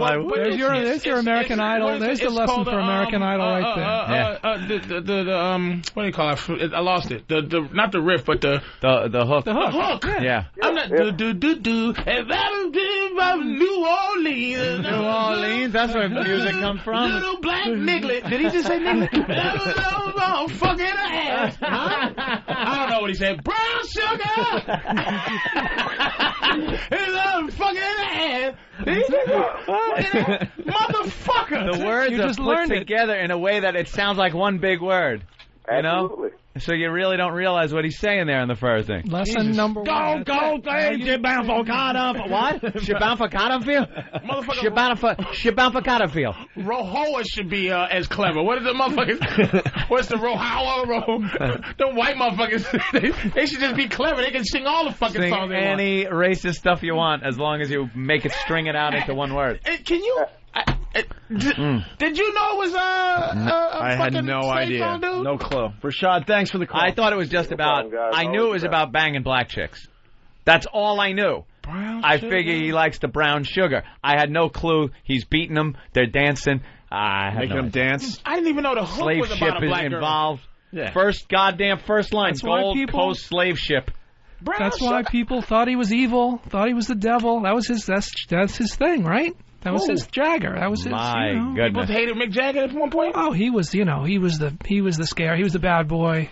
He was stirring up controversy, getting banned. Like that's his thing. So I didn't even know. I didn't even song know written before you were born, and it's still shaking you up. I didn't know the hook was about black girls. Like it's just all right, whatever. Brown sugar. Peggy Sue's about a lynching? What? It's impossible. What's I can't get no satisfaction about? Looks like he was getting all the satisfaction he needed. I wanted to kill 20 bitches, but I only killed 14. Damn it. All right. Slave ship. All right. You guys see the heavy metal movie? Thank God for Earl. Which? The one that's not even out yet. We got a screener's copy, and we had the guys on. It's a documentary on heavy metal. I haven't seen it. Earl, you see it yet? I haven't seen it yet. All right, there goes that. There's that. All right. You could X that off. We got to get actually Tom in here to do his Stephen Wright. Yeah, I want to hear this. This show started off really weird. Yes. There was no energy. Yes, sir. I'll agree, sir. And we invited this intern in because he has a really red face from the Yankee game yesterday, and he was speaking monotone. He had no energy whatsoever. None. Where is he? And he talks like this. And he moves real slow as well, obviously. Where is he? What? Oh, now he's missing. Is he still pulling pudding out of his ear? Look at I think my Twitchels. book's selling. You know, books. There's no sound scan for books, so you just put it out there and wait. You kind of see what happens. See when the returns come back in, and unless it's huge, is there big book piracy out there? Yeah, there's a lot of the bootleg. They're selling them out of duffel bags on the sidewalk. Yeah, the writers. People are downloading. People are downloading that for the writers are still getting safe. nothing back. Is it they're still safe. No, so you look at you check your Amazon thing. 2 people buy it. It jumps 100,000 places, and then it you Do you read your comments? It is the least. It's so anticlimactic putting a book. I'm used to magazine. I was been a magazine writer for years. You put a magazine out there, it's out there. You see it everywhere. Who pays you? You get your advance. Then if it sells enough, then when your advance is paid out, So you come back later. Like Stephen King and the big boys. No, that's a whole nother. That's like launching Mission Impossible and a cereal line and a toy store. Semi-trucks full of money before you even come up with a concept for a book. They just back the truck up with the advance, hand you all of that. Dean Koontz and all them. But the book business is weird because there's that's cool. It's entertainment. Who's the big boy? Those. Michael Crichton. Who's the biggie? I don't think when he turns it on. I think Stephen King is still King of the Hill, right? I would say he's the master of macabre. If I could make that up, and maybe he'll run with it. Him, though, man. Dean Koontz, he's falling off. I think a lot of Stephen King fans don't like Dean Koontz. It's all about Dan Brown. Dan Brown. What? Dan Brown. Who's that? Da Vinci Code. Oh, the Da Vinci you know Code. that. Only the biggest book ever. Yeah. They should have never made that into a movie because I will never have a chance to read that book now. I'm gonna read it. Were you going to read it anyway? Yeah. Enough people were talking about it. I'm in the same boat as Patrice, except I'm getting to whip the women just around midnight. I'm in the same boat as you. I will not read the book if the movie comes out. But if enough people keep talking about it, but the book's been out for how many years and you haven't read it yet? Yeah, I would get around to it. I'm reading other stuff. I read that book easily 2 years ago, maybe more. Da Vinci Code, is it good? It's really good. It's a page turner. I read Animal House before that came out. Oh, wow. I get the book that has the characters from the movie on the cover. Man, John Belushi, he'd be great as this character.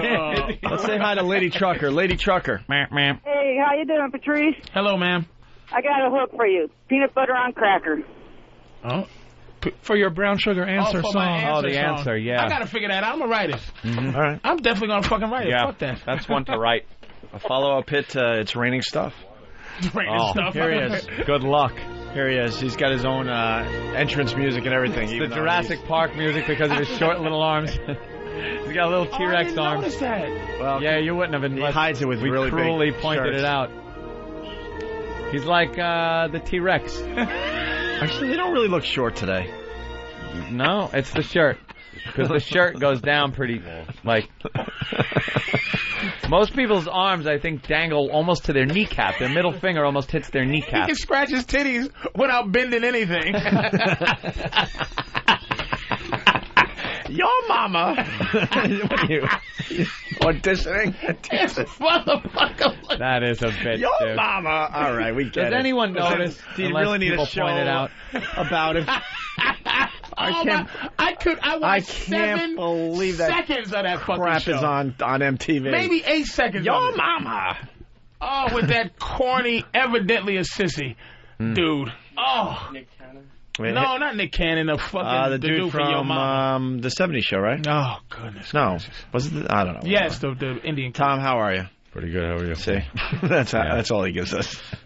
Pretty good. People ever notice about the arm thing or anything? Yes. They brought it up. Your friends have always like kind of teased you about it. Yes. He's shaped like Bastard. 5 different people. Like he's in shape, out of shape. He's got a big head, a little head. His head's big and little at the same time. He was this close to being a dwarf. Maybe that was like it. At the last minute. At the last second, God said, no, I'm just kidding. He really is built like a fetus. Like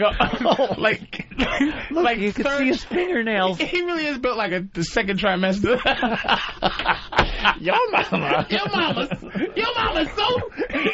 mama's arms are so short. A whole fucking show about that. They've run out of ideas in Hollywood. It's official. Your mama's so black when I look at her, I think I'm asleep. And that's the reaction half the time. You're like, huh? Yeah, I gotcha. That's funny, yeah. Anyway, Tom. Well, Tom, have you gotten any energy since you've been here this morning? A little bit. A little bit? I kind of hear it in your voice. He's a radio DJ, too, Alan. Alan Lice. Right? Very famous writer in studio. Nice to meet you. Happy to be here. Happy to What's your witness a moment like this. What's your favorite band?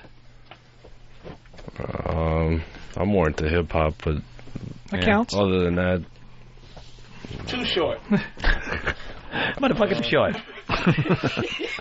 Bismarcky and fucking Too Short. Too short. He looks like Bismarcky and Too Short put together. Bottle of Clorox.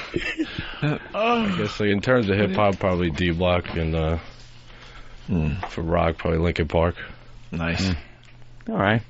Did you like? Sounds very enthusiastic Did you about like the collaboration with Jay-Z? What happens when Jay-Z says throw your hands in the air? He hits himself in his ears. Fuck you fucking asshole.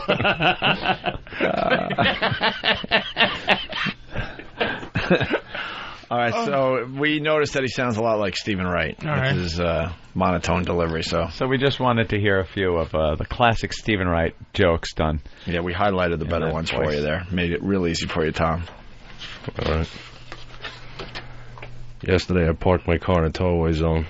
When I came back, the entire area was missing. Yeah, That's about it.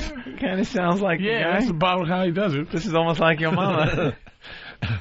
That's what you pay $100 for.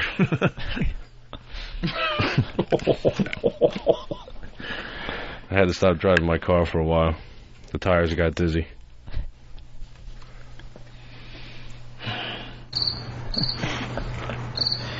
All right, a couple more. I recently moved into a new apartment, and there was this switch on the wall that didn't do anything. So anytime I had nothing to do, I just flicked the switch up and down, up and down, up and down. Then one day I got a letter from a woman in Germany. It just said, cut it out.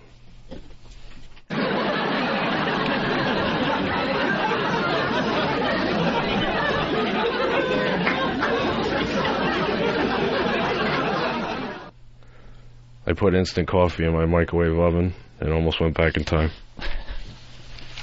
These are hard.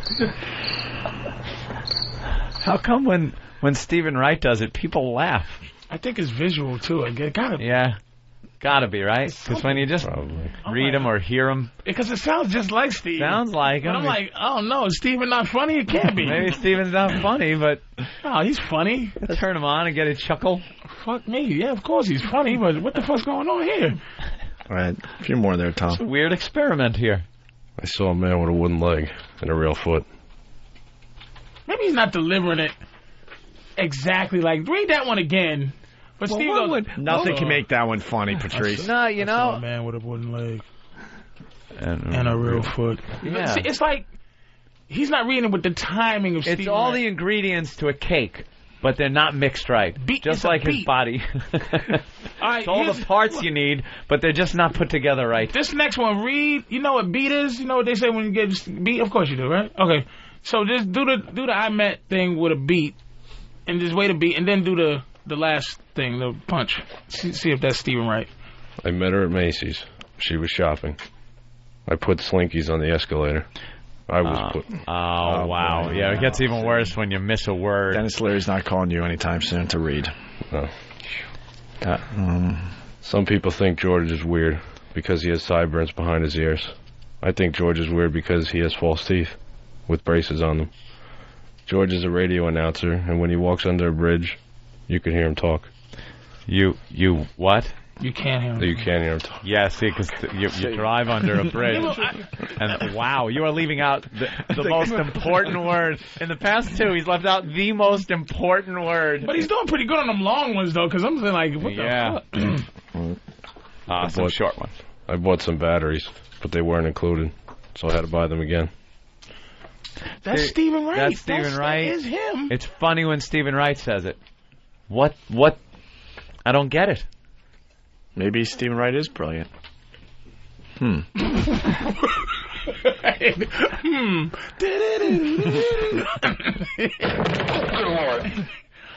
I bought some batteries, but they weren't included, so I had to buy them again. Damn. But if you do that in quiet, in a room, in isolation in a studio, I mean, can you get those across anyway? That's very fair too. The crowd means something too. I think if like you said, if Gallagher came in and just smashed a watermelon, no one would laugh. Like we would go, okay, this nigga just smashed a watermelon with a hammer. I don't care if he's in front of the entire population of this country. That shit ain't funny. When he smashes that fucking watermelon. No. All right, Jesus. Continue, Wow. Tom. If you can't hear me, it's because I'm in parentheses. Plus, maybe that's funny. We're reading along. We know the surprise. I mean, we know the okay. thing that's coming. All right. I'm not reading. It's coming. Put your See, that's why down. I'm the. All right, fair Oh wow, very good observation. That's why I'm the journalist here. I'm trying to, Right. you know. Understand, right? It's like, wait If a you're minute. waiting for it. Because I'm about to go to Steve Wright going, Maybe nigga, this you is- ain't funny. And maybe this is killing to people listening at home. Maybe this is working. I've been reading I'm this just feedback. asking. All right, get it, Tom. I have a map of the United States. It's original size. It says 1 mile equals 1 mile. I didn't read along with that one, but I did read it earlier. There goes that theory. So, well, no, maybe turn the page. Read one the that page. we didn't you didn't write. Turn the You page. didn't, There you go. You didn't highlight, right? Now just read one. I'm going to clear my mind. I'm going to shut my eyes and imagine Stephen Wright. We'll do the one after the in front of me. the original size map. Stephen Wright's in front. Watch it. Today I met with a subliminal advertising executive for just a second. That's a tough joke, though. It's almost funnier, though, if you picture Stephen Wright. I was sitting there. I was in a crowd. I was at the stage. I had the whole thing. You're making all these Stephen Wright jokes. And today is experiment day. Of course it is. This whole show is a big beaker. Let it rip. I used to be a bartender at the Betty Ford Clinic. I keep waiting for the next line. I had a dream that all victims of the pill came back. Boy, were they mad. Today I dialed the wrong number. The other side said, hello? I said, hello? Could I speak to Joey? They said, I don't think so. He's only 2 months old. I said, I'll wait. I have a friend named Dennis. Both his parents are midgets, but not Dennis. He's a midget dwarf. He's the guy who poses for trophies. Now, I saw his original 8-hour special when he said that joke. And I laughed like a motherfucker. Right. I laughed like I thought that was the funniest joke I ever heard. He poses for trophies. It's hysterical. But why the fuck did that just make me want to hit this motherfucker with a branch? Well, don't get mad at him reading jokes he didn't write. No, but I'm saying, he sounds just like Stephen Wright. Right. It's the same delivery. But even in fucking Reservoir Dogs, it's like, I think it has to be, no one else can do it but him, maybe, because he goes, the radio guy when he's like, K210. It's like, maybe he has a natural time in that. K-Billy's, it was K-Billy's, like, super hits of the 70s. Let's go to Mud Jacket. Mud Jacket. Hey, I just got a question for Tommy. Yeah. Hey, did you ever get a chance to do the wave last night at the baseball game? Oh, shit. Or is that why you're so fucking tired this morning? Because you kept trying to jump up and just couldn't quite keep up with everybody. The wave. He stopped all the waves. The people went, no one else is doing it. Do we have access to some of the Comedy Channel's stuff on Delette? Do we have any Stephen Wright? I would love, let's hear Stephen Wright. I want to hear Stephen Wright doing Stephen Wright and see what the difference is. We got to get to the bottom of this. Danny in Jersey. Danny. Hey, boys. Hey. Holy shit. Now I know why Stephen Wright doesn't sell any albums. This sucks on the radio. But he does. He does all right for himself. We don't understand why it's not working. I think it's Stephen Wright's looks. That's what's funny. It could be. His appearance is... But no, because I listened to the album. When that came out, you listen to the records. Okay. He's funny. He's a funny dude. This is like graduate school comedy analysis. Yes. This is like why isn't it working? Did you see Half Baked when he was on the guy on the couch? Yeah. He's fucking hilarious. Hysterical. All right. Why isn't he funny? By the way, the Twitchell video from yesterday of him slapping his face when we discovered that's his latest thing he does is now up online for everyone to view. Very good. At opieanthony.com. Is he still here, by the way? Yeah. Found some E-Rock? What's up, Than? Okay. No, I was going to tell him which jokes that we have. Oh, we got the same joke. All right. So we can do them too. Today who at should Yankee do him Stadium? first? Actually, Than, stay there. Have him read the joke, and then we'll get the Stephen Wright version after he reads it. It's a whole bit, so it might not be the exact joke. Oh, I see. Okay. Well, just have him do whatever you want first, and then we'll have a reference point. It's the Winnie jokes. All right. Here we go. My friend Winnie is a procrastinator. He didn't get his birthmark until he was 8 years old. It'd be funny if Steve Wright calling and go, this nigga's chopping up my shit. Tell this little old motherfucker, if he gonna read my shit, read it right. It's like this. Batteries. Weren't included. You're like Stephen Wrong. Stephen. Oh, shit. Winnie and I lived in a house that ran on static electricity. If you wanted to run the blender, you had to rub balloons on your head. Now, that was pretty spot on, Stephen Wright. I know. That was He pretty sound like fine. fucking Stephen Wright. Pretty fine delivery. We're going to have him on in the future as Stephen Wright and not tell anybody. And then they'll think it is funny He as hell. sounds just like Stephen Wright. There's a little piece of Stephen Wright that's missing that sounds like somebody else. And it does something. with his voice. Damone? Almost, yeah, not a Damone. No, it sounds like something else. Have Can't some pride. Place him. Have some pride. That uniform is part of...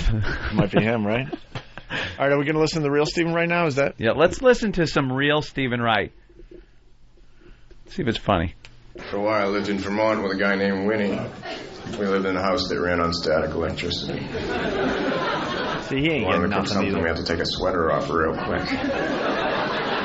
Getting something? That's polite laughter. Wanted to run a blender, we had to rub balloons on our head.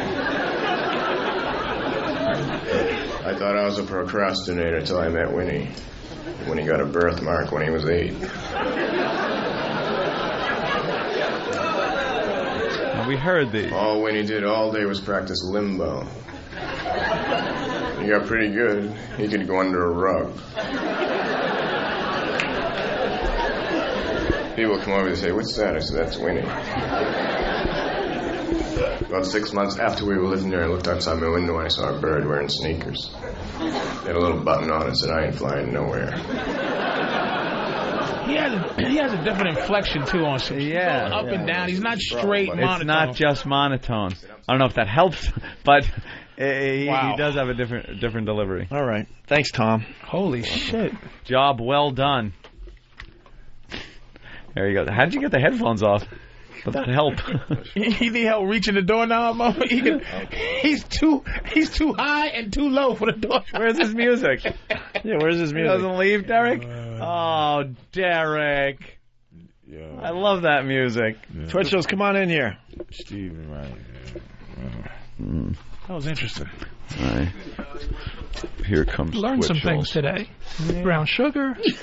Stephen Wright show. I once knew a guy named Twitchels that put pubic hair in his face. You're all cleaned up now, man. Yeah, not too bad. Yeah? You got all the hair off you? Yeah. What, you got a new shirt? When I was wiping the water on my face to try to, waterfall it off, pubic hair kind of went right in my mouth and got stuck in my tooth. Oh. So the torture continues even in the bathroom. That's the gift that keeps on giving. Yeah, right?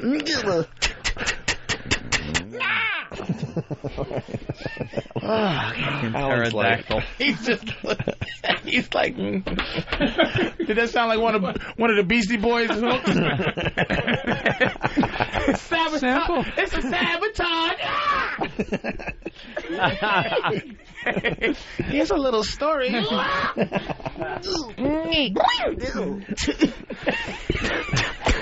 Those guys could definitely do something with that, though. I'll tell you right now.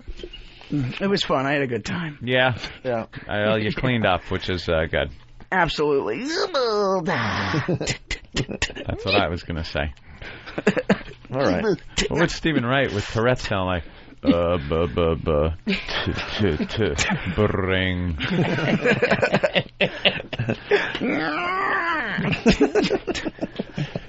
Really?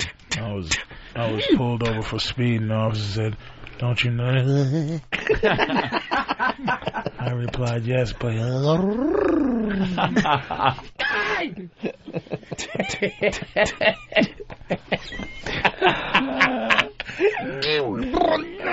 Yeah, I know. Yeah, we know. We feel the same way.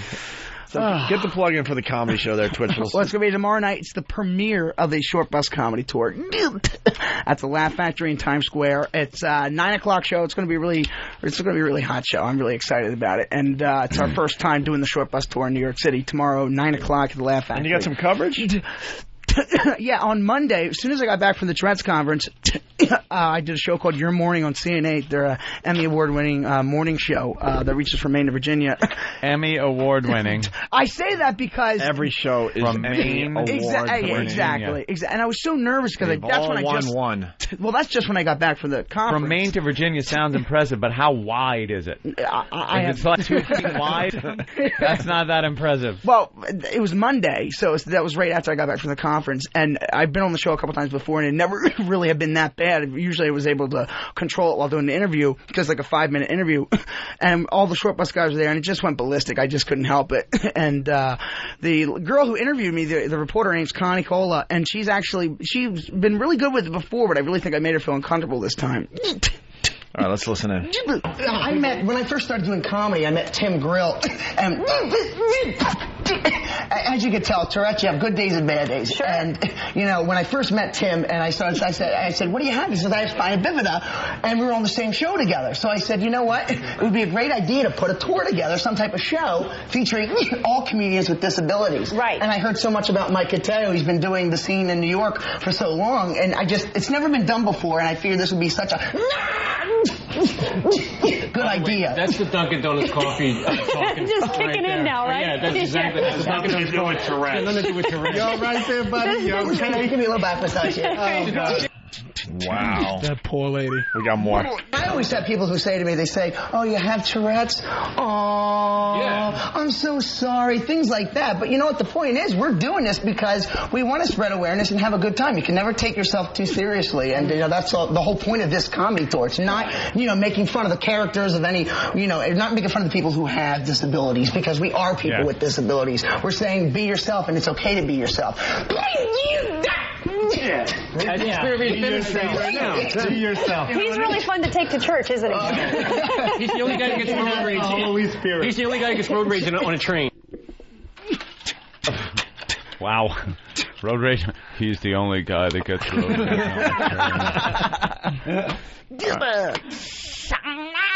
All right. Sayonara. He's speaking Japanese, the motherfucker. Sean in Virginia. Sean. Hey, boys, I learned that Twitchels in the bathroom sounds like the Three Stooges. Fuck it. That's right. We did learn that today, yes. Let's go to Bruce in Louisiana. Bruce? Yeah, today on the show I learned that rubbing the balls between the thighs equals wink, wink. Wink, wink. That's right. We did learn that. It's a given. Brian in Rhode Island. Brian? Hey, how you doing? I learned that a cock ring makes your dick all veiny and blue. Yeah, we learned a lot of weird stuff today. Ben's raw ass. Hey, guys, today I think we all learned a little something about the Brown Sugar lyrics. Yes. Watching that. I wonder how many people out there really knew that. Honestly, I think that was a surprise to a lot of people. I think a lot of people like to come off like they're cool, and they knew, but they didn't. Yeah. Alan Light's book, The Skills to Pay the Bills, The Story of the Beastie Boys, is now in paperback. In stores now. Wow. And that's the reaction we're looking for. You say you get no feedback on a book, you get that, you know you're doing something. He's got ringtones. He's got ringtones. By the way, when do I get my ringtones? They're going to be available any day now. They're already available overseas. You just Google it. And I know. I don't even tell me. What are you, a phenomenon in Germany? Like all the hair bands? It's like David Hasselhoff of Tourette's. Banned in China. Right. Yeah. We don't like to bring. He said it was banned in China. Don't do your bring or toit. Sounds too much like some shit we say. Yeah. They understand him. See. Did I just say see? And you can check that out at laughterbyLou.com. Mexican part of China. I don't know any Mexican town. Mexican Chinese bastard. Fucking stupid as See. Let's say hi to John. Hey, John. Yeah, today I learned that dignity is a disease. Yes, we did learn that. Sorry, I was a little distracted. Sorry about that. Mark, no, dude, I just want that. Mark the trucker, what's up? Hawk. Guys, today I learned your intern's arms are so short he's got to sit down to jerk off. His arms so short he had to sit down and jerk off. Oh, there you go. Sean in Jersey. Sean, what did you learn on the Opie Anthony show today? I learned that niggas wear Yankee hats because they match their socks. Word up. Word. Asshole. Yo, boy. What's going on? Hey. The ball brush is a massagist wink. Yeah, we said that one already. Yeah. I blow. All right, token gay. Hey, I learned that Twitchels plus Danny's pubic hair equals jerking off material for a week. Oh, Jesus. Howdy. That was genius. That was actually genius. Patrice, we promoting anything today? You're doing the show with us for the rest of the week, so. Yeah, you'll be in tomorrow and Friday. Nice. Nice. Yeah? Stare at me a little more, please. Final words? Go to laughterbyLou.com for the ringtones. And furthermore, I'd like to add. Yeah? He does sound like a Hitler speech, doesn't he? Slapping yourself. Right, Juden. See you tomorrow. over. Everybody go home.